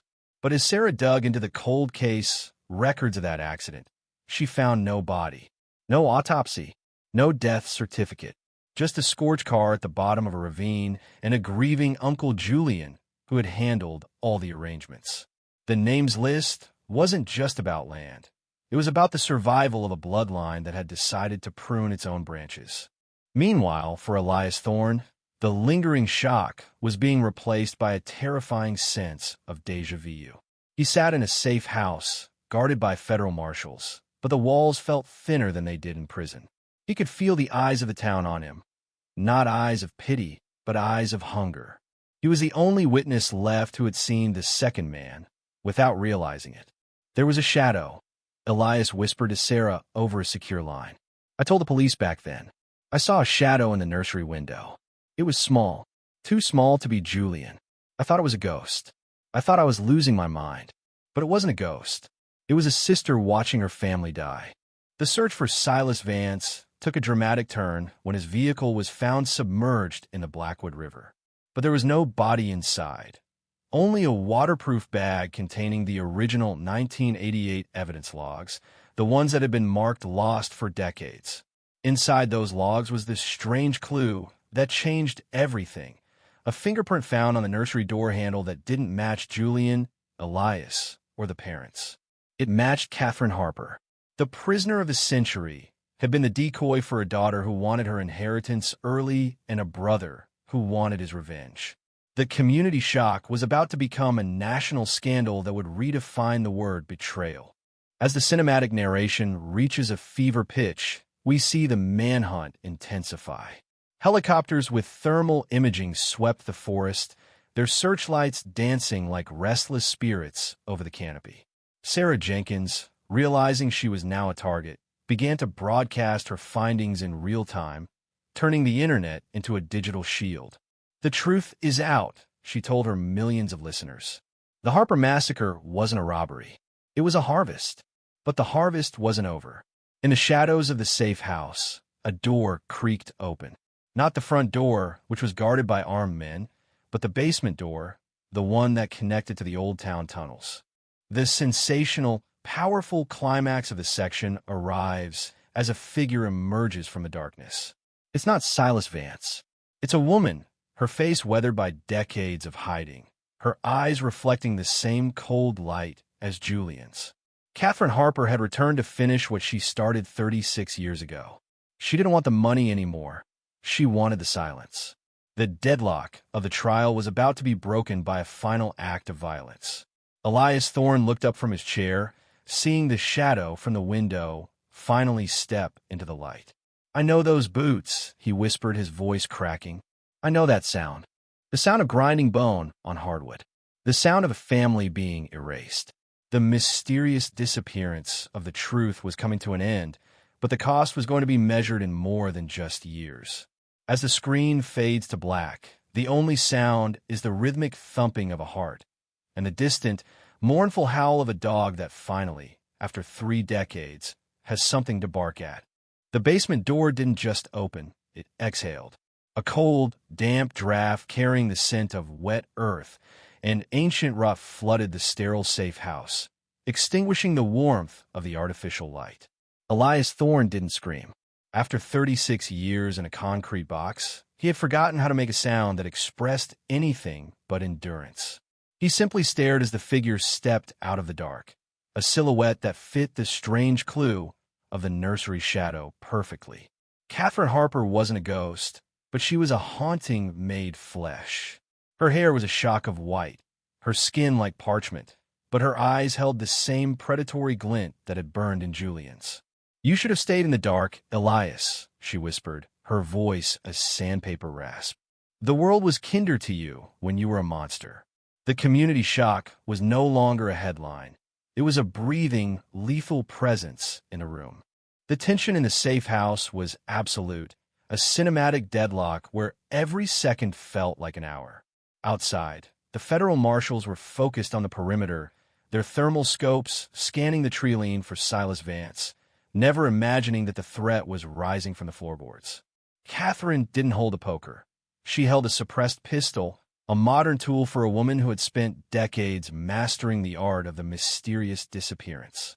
She moved with a calculated grace, the heavy combat boots she wore, the same style that had haunted Elias's dreams, thudding rhythmically on the floor. "They think my brother was the mastermind," she said, a bitter smile twisting her lips. "Julian was the muscle. He was the rage. But I was the one who drew the map. I was the one who told him where the silver was kept and where the hearts were softest." The vivid language of her confession was more brutal than any crime scene photo. She spoke of a childhood spent under the suffocating perfection of the Harper name, of a father who valued the estate more than his children, and of a plan that began as a teenage rebellion and ended in an abattoir. The twist wasn't just that she survived. It was that she was the one who had finished the job. When Julian hesitated in the nursery, when he looked at the children and felt the first tremor of a soul he didn't know he had, Catherine had been the one to step forward. She was the second man. She was the one who ensured there would be no witnesses left in the bloodline, except for Elias. The prisoner of the century had been kept alive not out of mercy, but as a living, breathing distraction. As Catherine moved closer, the investigation process of the mind hit its peak. Elias realized why the dog hadn't barked. Buster hadn't just known the intruder. He had loved her. The strange clue of the silent dog was the ultimate betrayal. He wagged his tail while I did it, Elias. He thought it was a game. The psychological horror of the moment was visceral. Sarah Jenkins, listening through a hidden microphone she had activated the moment the door creaked, felt the blood drain from her face. She was recording every word, turning this sensational, powerful confrontation into the final nail in the Harper coffin. But she knew that if she didn't act, the recording would be Elias's last testament. Suddenly, the deadlock was shattered, not by the marshals, but by a sound from the tunnels behind Catherine. A heavy, wet coughing, a shadow taller and more broken than hers. Silas Vance staggered into the light, his clothes soaked in river water, a rusted service weapon shaking in his hand. The sheriff's shame had returned, but he hadn't come to save Elias. He had come to tie off the last thread. "You were supposed to stay dead, Catherine," Silas wheezed, the lingering shock of his own betrayal catching up to him. "I gave you the life you wanted. I gave you the money. I gave you this fool to rot in a cell. Why couldn't you stay in the shadows?" The room became a three-way standoff of the damned. The corrupt lawman, the murderous socialite, and the innocent man who had paid for both their sins. The vivid language of the scene was a masterclass in tension. Silas looked at Elias, and for a fleeting second, his eyes held something that looked like apology, or perhaps just the exhaustion of a man who had carried a town's worth of corpses on his back for too long. "It was supposed to be easy, Elias," Silas muttered. "One night of blood for 40 years of peace. But the blood never dries, does it? It just waits for the rain." The cinematic narration reaches a fever pitch as the marshals outside finally realized something was wrong. The sensational crack of a flashbang grenade echoed through the house, but inside the room, time seemed to slow down. Catherine turned her weapon towards Silas, the man who had been her guardian and her jailer. Silas fired first, but his hands were too old, his nerves too frayed. The bullet shattered a vase, sending a spray of porcelain through the air like bone fragments. Catherine's return fire was surgical. The sheriff's shame collapsed against the wall, his life spilling out onto the floor he had spent a career pretending to protect. But as Catherine turned back to Elias, she found he was no longer sitting in the chair. The prisoner of the century had moved, not with the speed of a young man, but with the desperation of a man who had already died once and refused to do it again. He lunged, not for her gun, but for the heavy brass poker Silas had left on the table, the strange clue that had become a weapon of fate. The emotional climax was a mirror of 1988. The handyman and the Harper daughter, locked in a struggle that had been 36 years in the making. The struggle was brief, brutal, and silent. Elias didn't use the poker to kill. He used it to disarm, his movements a blur of practiced prison yard survival. He pinned Catherine to the floor, the weight of his 3 decades of suffering holding her down. He didn't strike.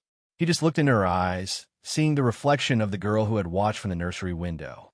"It's over, Catherine," he whispered, the vivid language of his triumph being the quietest thing in the room. "The shadow is gone. The lights are on." As the federal marshals swarmed the room, the community shock was complete. The cameras captured the image of Elias Thorne standing over the woman who had framed him, the brass poker in his hand, looking not like a butcher, but like a man who had finally put a ghost to rest. The cold case was no longer unsolved. The prisoner of a century was the only one left standing in a room full of monsters. But as the paramedics worked on Silas and the handcuffs clicked around Catherine's wrists, a final, chilling detail was discovered in Silas's pocket. A small, handwritten note addressed to Sarah Jenkins. The names list isn't just about land. It's about the basement. Look under the old courthouse. Look for the ledger of the 88 jury. The twist was expanding. The corruption hadn't just been the police and the family. It had been the very hand of justice itself. The trial was about to move from a murder case to a systemic execution of the state's legal history. The dust had barely settled in the safe house before the ground began to shift beneath the Oak Haven courthouse. Armed with Silas Vance's dying breadcrumb, a bloodstained note leading to the ledger of the 88 jury, Sarah Jenkins and a team of federal investigators descended into the belly of the beast. The courthouse was a Victorian monolith, a temple of law built on a foundation of secrets. But the true horror wasn't in the courtroom. It was in the sub-basement, a place where the humidity smelled of mildew and suppressed truth.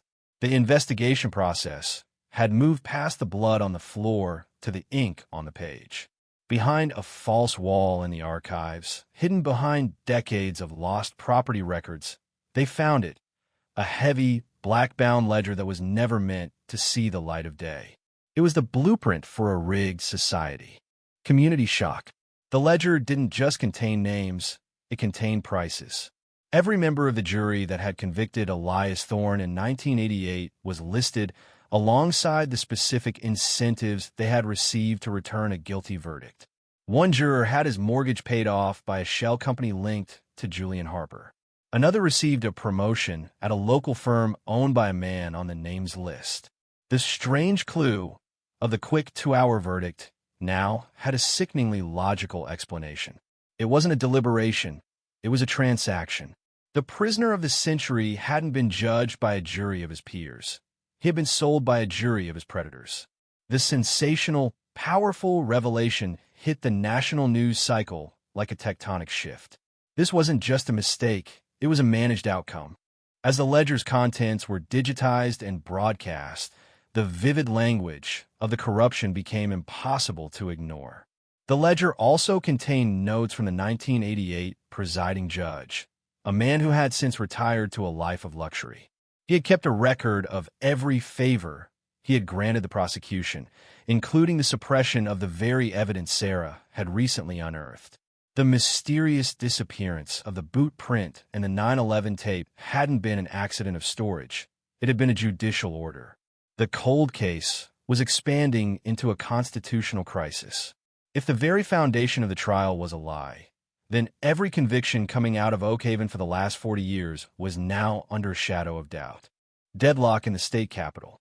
The governor, under immense pressure from the public and the federal government, declared a state of judicial emergency. The names list was no longer just a list of suspects. It was a list of defendants. But for Elias Thorne, the news was a double-edged sword. He sat in a new, more secure location, watching the icons of his town crumble on a television screen. He saw the faces of the people who had looked at him with such righteous fury in '88, now being led away in handcuffs. There was no joy in it, only a profound, hollow sense of waste. "They bought my life for the price of a house," he told Sarah, his voice concise, fast-paced, and vivid with grief. "They traded 36 years of my breath for a new roof and a better job." The lingering shock was now a national conversation about the price of justice. Sarah Jenkins became the face of a movement, her reporting triggering a massive class action lawsuit against the state. Thousands of people who had been prosecuted in Oak Haven began to file for retrials. The courthouse, once a symbol of order, became a site of protest and fury. But the twist was still evolving. In the back of the ledger, hidden in a coded section that took federal cryptographers 48 hours to crack, was a final chilling detail. The '88 massacre wasn't the first time the Harper family had liquidated its own. The ledger referenced a 1962 incident, a fire that had claimed the lives of Julian and Catherine's grandparents, allowing their father, William's father, to take control of the estate. The strange clue suggested that the Harpers had been practicing cinematic family erasure for generations. The massacre in '88 wasn't an anomaly, it was a tradition that the town's elite had protected because they were the primary beneficiaries of the Harper blood money. The haunting memories of the community were now revealed to be a decades-long conspiracy of silence, a cold case within a cold case that stretched back to the very roots of Oak Haven. The tension shifted back to Catherine Harper, who was now being held in a high-security federal wing. She remained defiant, a powerful, intense figure even in her orange jumpsuit. She refused to talk until she was granted a private meeting with Elias. The investigation process hit a wall. The prosecution needed her testimony to link the names list to the physical murders, but she would only give it to the man she had tried to destroy. Against the advice of everyone, Elias agreed. He wanted to look at the shadow one last time, not as a victim, but as the only person who knew exactly what she was. The meeting took place in a sterile, glass-walled room. No cameras, no mics, just two survivors of a 36-year war. Catherine leaned against the glass, her eyes searching Elias's face for a sign of the man she had broken. "Do you want to know why I picked you, Elias?" she asked, her voice a chilling whisper. "It wasn't because you were poor. It was because you were kind. You were the only person in that house who actually looked at my brother and me like we were people, not just part of the furniture. And kindness is a weakness in this family. I had to kill it." The vivid language of her malice was a final, psychological blow. She hadn't framed him out of convenience. She had framed him as a sacrifice to her own descent into darkness. Elias didn't flinch. He leaned in, his breath fogging the glass between them. "You didn't kill it, Catherine," he said, the emotional climax of the section resonating with a quiet, cinematic power. "You just put in a cage for a while. But the cage is open now, and you're the only one left inside." He stood up and walked away, leaving her in the silence of her own making. As he exited the facility, he was met with a sea of cameras and a crowd of people who didn't know whether to cheer or weep. The haunting memories of Oak Haven were finally being purged, but the cost was the total destruction of the town's identity. The names list trials were set to begin, and the ledger was the star witness. But as Sarah Jenkins looked over the decrypted files one last time, she found a name that hadn't been mentioned in the news, a name that sat at the very top of the 1962 list, a name that was still active in the current administration. The twist was moving toward the highest office in the land. The prisoner of a century had opened a door that couldn't be shut, and the wind blowing through it was cold enough to freeze the soul of the nation. The cinematic voiceover deepens as the screen shows a montage of the shuttered courthouse, the empty Harper lot, and the ledger sitting in a glass case. We are moving toward the final resolution, but the strange clue of the 1962 fire suggests that the fire this time will consume everything. The ledger didn't just whisper, it screamed. As federal cryptographers peeled back the final layer of the 1962 incident, the strange clue of the Harper family tradition transformed into a blueprint for a shadow government. The name at the top of the list wasn't a local judge or a corrupt sheriff. It was a name that currently sat on the state's highest judicial bench, Chief Justice Arthur Sterling. In 1962, Sterling was a young prosecutor who had looked the other way while the Harper patriarch burned his own parents alive for the deed to the valley. In 1988, Sterling was the man who had whispered in the ear of the presiding judge, ensuring that Elias Thorne would never see a fair day in court. The community shock was now a constitutional heart attack. The man responsible for upholding the law of the land was the same man who had spent 40 years burying its victims. The investigation process moved with the speed of a wildfire. Sarah Jenkins, now working under federal protection, broadcast the vivid language of the Sterling connection to a world that could no longer look away. "Justice isn't blind in Oak Haven," she told the cameras, her voice echoing the sensational, powerful urgency of a live broadcast. "Justice is a debt, and Arthur Sterling has been collecting interest for half a century." The headlines were a barrage of sensational updates: the judge of judges exposed, the 62 fire rekindled, Sterling's shame. The mysterious disappearance of the 1962 files was no longer a mystery. Sterling had shredded them himself, or so he thought. But Silas Vance had kept copies. The sheriff's shame had been a survival tactic. Silas knew that as long as he had the goods on Sterling, he was untouchable. The tension in the state capitol was palpable. Protesters occupied the steps of the High Court, their chants for justice for Elias shaking the very glass in Sterling's chambers. The deadlock was no longer legal, it was moral. Sterling refused to step down, citing a political witch hunt, but the strange clue of his signatures on the secret ledger was a smoking gun that wouldn't stop firing. For Elias Thorne, the revelation was a final, bitter pill. He realized that his 36 years of suffering weren't just a mistake of a local town. They were a prerequisite for a powerful man's career. He wasn't a prisoner of a crime. He was a prisoner of a career path. The cold case trial of the century began in a federal courtroom, far from the influence of Oak Haven's reach. The names list, defendants were brought in through underground tunnels to avoid the mob. Julian Harper, now frail and broken, sat next to Catherine, who remained as cold as the day she was arrested. But the star of the show was the empty chair reserved for Arthur Sterling, who had gone into medical seclusion. The investigation process revealed that the 1988 massacre hadn't just been about Julian's greed or Catherine's malice. It was about the land. The Harper estate sat on a massive lithium deposit that the state government wanted to develop without the interference of the original family owners. Sterling had brokered the deal, Julian had done the wet work, and Elias had been the fall guy to keep the public from asking questions about the land's sudden change of ownership. Deadlock of the soul. Elias was called back to the stand, but this time, the questions weren't about what he saw in the pantry. They were about what he felt in the decades of silence. Mr. Thorne, the federal prosecutor asked, "When did you realize that the entire state was against you?" Elias looked at the ceiling, his eyes reflecting the haunting memories of 1,000 nights spent in a 6x8 cell. "I didn't realize it," he said, his voice concise and fast-paced, yet heavy with the lingering shock. "I just thought God was angry with me. I didn't know men could be that organized in their cruelty. I didn't know you could build a whole building on top of a lie and call it a courthouse."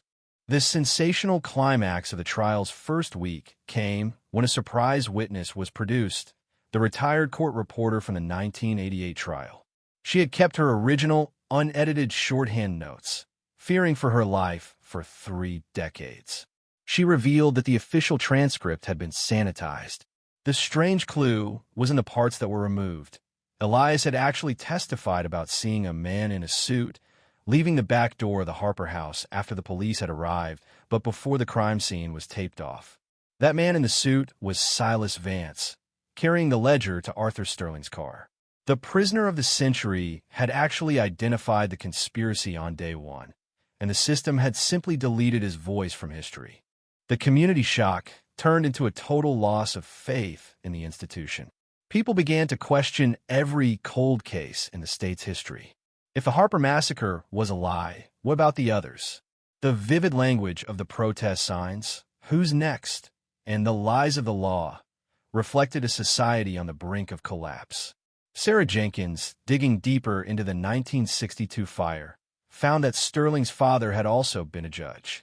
The corruption was hereditary. It was an architecture of silence, passed down from father to son like a family heirloom.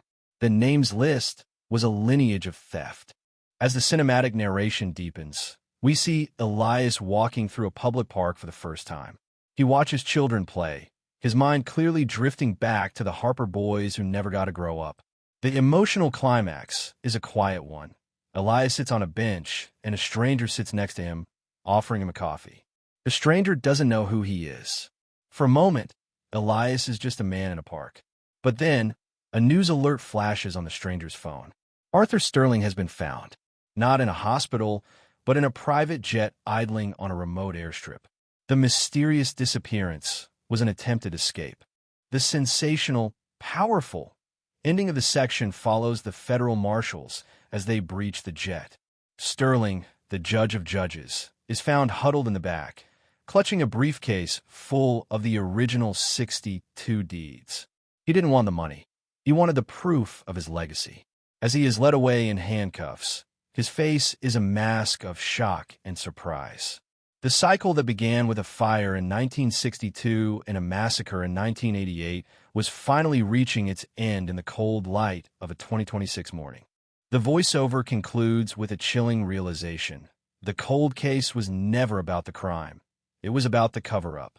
And while Elias Thorne is finally free, the haunting memories of a town built on blood will remain long after the trials are over. The final twist is that the truth doesn't just set you free. It burns the world you used to live in to the ground. The roar of the jet engines dying out on that remote airstrip wasn't just the end of flight. It was the sound of a dynasty collapsing. Arthur Sterling, the Chief Justice who had spent decades sculpting the law like clay, was led down the stairs in zip ties, his expensive suit rumpled, his dignity left somewhere over the Atlantic. The community shock had now reached the capital's marble halls. The briefcase he clutched wasn't filled with gold, but with something far more lethal: the original 1962 deeds and a series of strange clues. Contracts signed in 1987, just months before the Harper massacre. These documents detailed the lithium deal, a secret agreement to sell the Harper estate's mineral rights to a multinational energy conglomerate. The only problem was that William Harper had refused to sell. He wanted to keep the land for his sons. He wanted the pines to stay standing. And in the eyes of Arthur Sterling and the names list, that made William Harper a dead man walking. The investigation process now had a motive that transcended simple greed. This was state-sanctioned corporate warfare. The sensational, powerful truth was that the massacre wasn't a family tragedy. It was an eminent domain seizure carried out with a fireplace poker. Sarah Jenkins, digging through the briefcase's contents, found the vivid language of the conspiracy in Sterling's personal notes. "William is the obstacle," one memo read. "Julian is the solution. Vance will manage the aftermath." The cold case was no longer a mystery. It was a confession. The prisoner of the century had been the designated scapegoat for a state-sponsored hit. The trial of Arthur Sterling became a national obsession. The deadlock of public opinion had finally broken, replaced by a demand for total transparency. Sterling sat behind the defense table, his medical seclusion forgotten, his eyes darting toward the names list defendants who were now being offered plea deals to testify against him. The vivid language of the prosecution was relentless. They didn't just call Elias Thorne to the stand. They called the scientist who proved that the strange clue of the lithium deposits made the Harper land worth hundreds of millions. They showed that within 6 months of Elias's conviction, the state had seized the land for unpaid taxes, taxes that Sterling had ensured were never properly billed. But the most emotional climax of the trial came when Sarah tracked down the remaining Harper relatives. These weren't the killers. They were the cousins and aunts who had been bullied into silence in 1988, told by Silas Vance that if they poked around, they'd end up like William. They met Elias in a small garden behind the federal courthouse. It was a haunting memory brought to life. A woman named Martha, William's younger sister, stood trembling as Elias approached. She hadn't seen him since he was a young man fixing her brother's fence. "We were afraid, Elias," she whispered, her voice concise and fast-paced, with 36 years of regret. "They told us you were a monster. They told us if we spoke up, the town would burn." Elias didn't look at her with anger. He looked at her with the weariness of a man who knew exactly how much weight fear could carry. "The town burned anyway, Martha," he said. "It just took longer than they thought." The vivid language of their reunion was captured by a single, distant camera. It wasn't the sensationalized reunion the media wanted. It was a quiet, devastating acknowledgement of a stolen generation. Martha gave Elias the one thing the state couldn't: a letter. It was from William, written to her just days before the massacre, expressing his joy that Elias was helping him restore the old nursery. "Elias is a good man," the letter read. "He works hard, and he loves those boys. I'm glad to have him here." The strange clue was the ultimate exoneration. The victim himself had vouched for the man the world called his killer. When the prosecutor read that letter in court, the lingering shock was so profound that even Julian Harper lowered his head. The lithium deal was officially dead. The federal government moved to seize the assets of every member of the names list, creating a trust for Elias Thorne and the surviving Harpers. But the twist wasn't over. As the trial moved toward its closing arguments, a mysterious disappearance occurred within the evidence locker. The 1962 deeds, the ones Sterling had tried to fly away with, were replaced with forgeries. Someone was still protecting the legacy. Someone who wasn't in the courtroom. Someone who was still watching from the high-rise offices of the energy conglomerate that had started it all. The cinematic narration pulls back to show the towering skyscrapers of the city, their glass facades reflecting the sunset like sheets of ice. The cold case was solved, but the strange clue of the forgery suggested that the names list was just the bottom rung of a much taller ladder. Arthur Sterling was a judge, but he wasn't the architect. He was just a contractor. The vivid language of the final discovery in the ledger showed that the 1962 fire hadn't been Sterling's idea. It had been suggested by a consulting firm that still held the mineral rights to the valley. Elias Thorne sat on the steps of the courthouse, watching the reporters scatter. He was a millionaire now, the prisoner of the century, turned into a symbol of resilience. But as he looked at the haunting memories of the Harper boys in his mind, he realized that no amount of lithium or trust funds could rebuild the nursery. The emotional climax was a bitter one. He turned to Sarah, his eyes reflecting the shock and surprise of a man who realized the war wasn't over. "They're still out there, aren't they?" he asked. "The ones who didn't use the poker but wrote the check?" The voiceover deepens as the screen fades to a dark, industrial gray. We are entering the penultimate stage of the journey. The cold case has become a corporate autopsy. And as the final trial begins, a new strange clue emerges from the digital ether. A series of emails from 2026 discussing the disposal of the final witness. The hunter has become the hunted once again. The trial of Arthur Sterling was the earthquake, but the lithium deal was the fault line that threatened to swallow the entire state. As the names list, defendants began to crumble under the weight of federal pressure. The vivid language of the conspiracy shifted from the shadows of Oakhaven to the neon heights of the capital's financial district. Sarah Jenkins, now guarded by a team of marshals that rivaled a presidential detail, had uncovered the strange clue that connected the 1988 massacre to a global entity, TerraCore Energy. This wasn't just a cold case about a family grudge. It was a case of corporate colonization. The deeds Sterling had tried to smuggle were more than paper. They were the keys to a multi-billion-dollar energy transition. And the prisoner of the century was the only living witness who could prove that the seizure of the Harper land was preceded by a premeditated execution.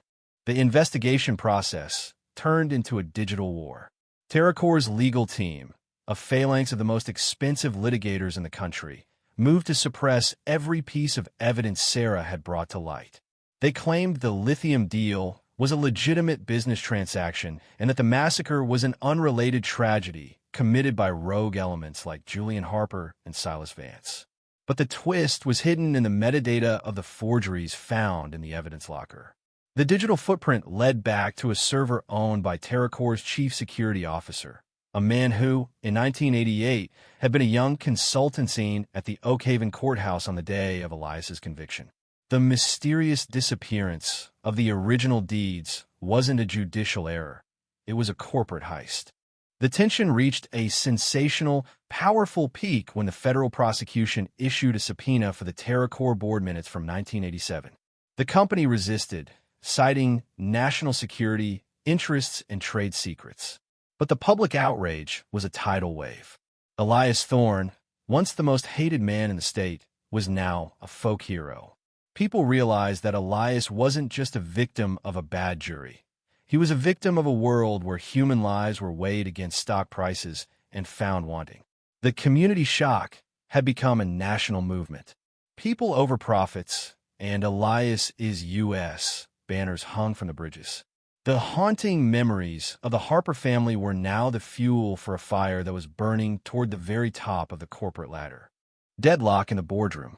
As the federal marshals prepared to raid TerraCore's headquarters, the last-minute twist arrived in the form of a whistleblower. A former secretary, now 80 years old, came forward with a strange clue she had kept in a shoebox for 38 years, an audio recording of a 1987 board meeting. On the tape, a voice, later identified as the founder of TerraCore, could be heard discussing the Harper problem. "The land is essential," the voice said with concise, fast-paced coldness. "If the father won't sell, find a brother. Julian has debts. Vance has a price. Just make sure the fallout doesn't reach us. Find a stray dog to take the bite." Elias Thorne sat in the courtroom as the tape was played. The room was so silent you could hear the blood rushing in your ears. Hearing himself referred to as a stray dog was the final, emotional climax of his journey. He wasn't a man to them. He was a variable to be managed. The vivid language of his dehumanization was the most shocking and surprising detail of the entire saga. It wasn't just that they had framed him. It was that they had done it with the same clinical detachment one might use to dispose of toxic waste. The investigation process now focused on the final names list member, the high official who had moved from the board of TerraCore to the state's executive branch. This was the man who had authorized the security detail that had recently tried to silence Elias at the safe house. The twist was a circle closing. The same people who had ordered the hit in '88 were still in power, still using the state's resources to protect their lithium ghost. But the whistleblower's tape had broken the spell. The names list was no longer a secret. It was a death warrant for the careers of a dozen high-ranking officials. The cinematic narration intensifies as we see a montage of the raid on TerraCore. Glass doors shattering, servers being seized, and executives in $5,000 suits being marched out in handcuffs. The cold case had officially dismantled a corporate empire. But the danger to Elias had never been higher. As he prepared for his ultimate testimony, the one that would link the board members directly to the second man, Catherine Harper, the electronic ether began to buzz with a new threat. Sarah Jenkins discovered a series of strange clues in the seized TerraCore emails. Phase 2, disposal. They weren't going to wait for the verdict. The corporate architects were prepared to burn the whole building down to keep this stray dog from barking one last time. The lingering shock of the safe house confrontation was nothing compared to the industrial-scale assassination plot now unfolding. Sarah and Elias were moved to an underground bunker, a site of tense and dramatic storytelling, where the only thing between them and the disposal team was a handful of marshals and a ticking clock. As the section reaches its climax, the voiceover deepens, reflecting on the haunting memories of a family that died for what was beneath their feet. They thought the soil was for profit, Elias whispered to Sarah in the darkness of the bunker. They didn't know the soil remembers. They didn't know that blood makes the truth grow faster. The final twist was approaching. The prisoner of the century was about to step into the light of the most watched trial in human history. But first, he had to survive the night. The screen fades to a high-contrast black and white. The cold case is no longer about the past. It's a fight for the future. The strange clue of the Phase 2 email suggests that the boardrooms have one more twist up their sleeves, a twist that could erase the evidence before the jury ever sees it. The final dawn of the trial didn't break with a sunrise. It broke with a siren. As the armored transport carrying Elias Thorne pulled up to the federal courthouse, the world was watching in a breathless, cinematic hush. 36 years of mysterious disappearance, community shock, and strange clues had led to this single, vibrating moment. The prisoner of the century stepped out of the vehicle, not as the broken man in canvas sneakers from 1988, but as a towering figure of endurance.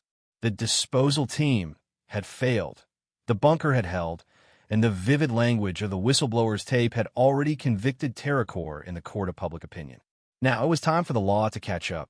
The air was electric with a sense of shock and surprise as the last member of the names list, the CEO of TerraCore himself, was forced to walk the gauntlet of flashbulbs and fury.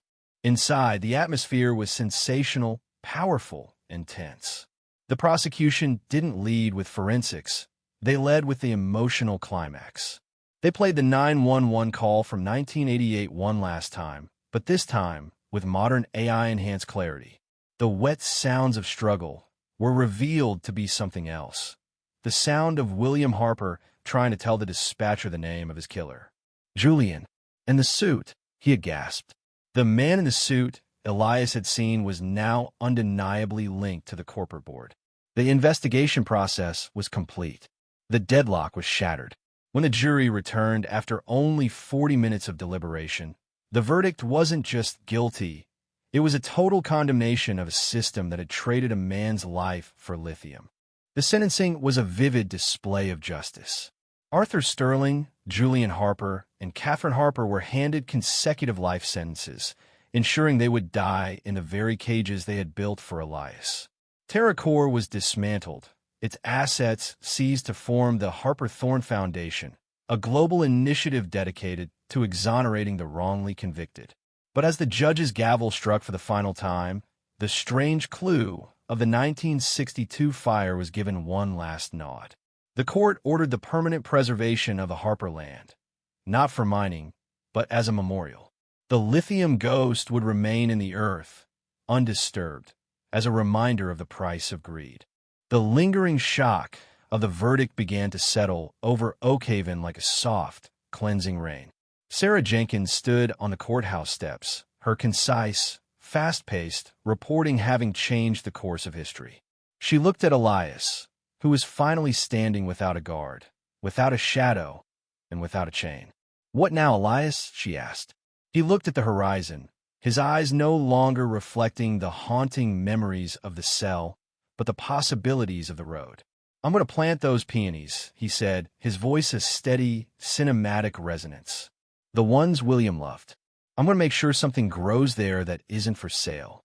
The emotional climax of the script follows Elias back to the site of the Harper estate.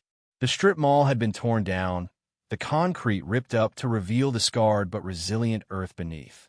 Community members, once his fiercest accusers, stood at the perimeter in a shocked and silent vigil.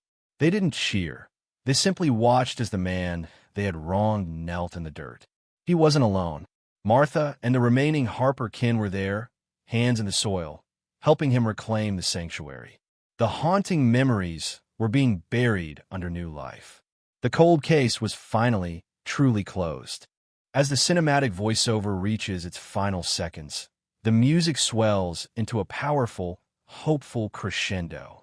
We see a montage of the names list members in their cells, stripped of their suits and their influence, while Elias sits on a porch, watching a new generation of children play in the Blackwood Pines.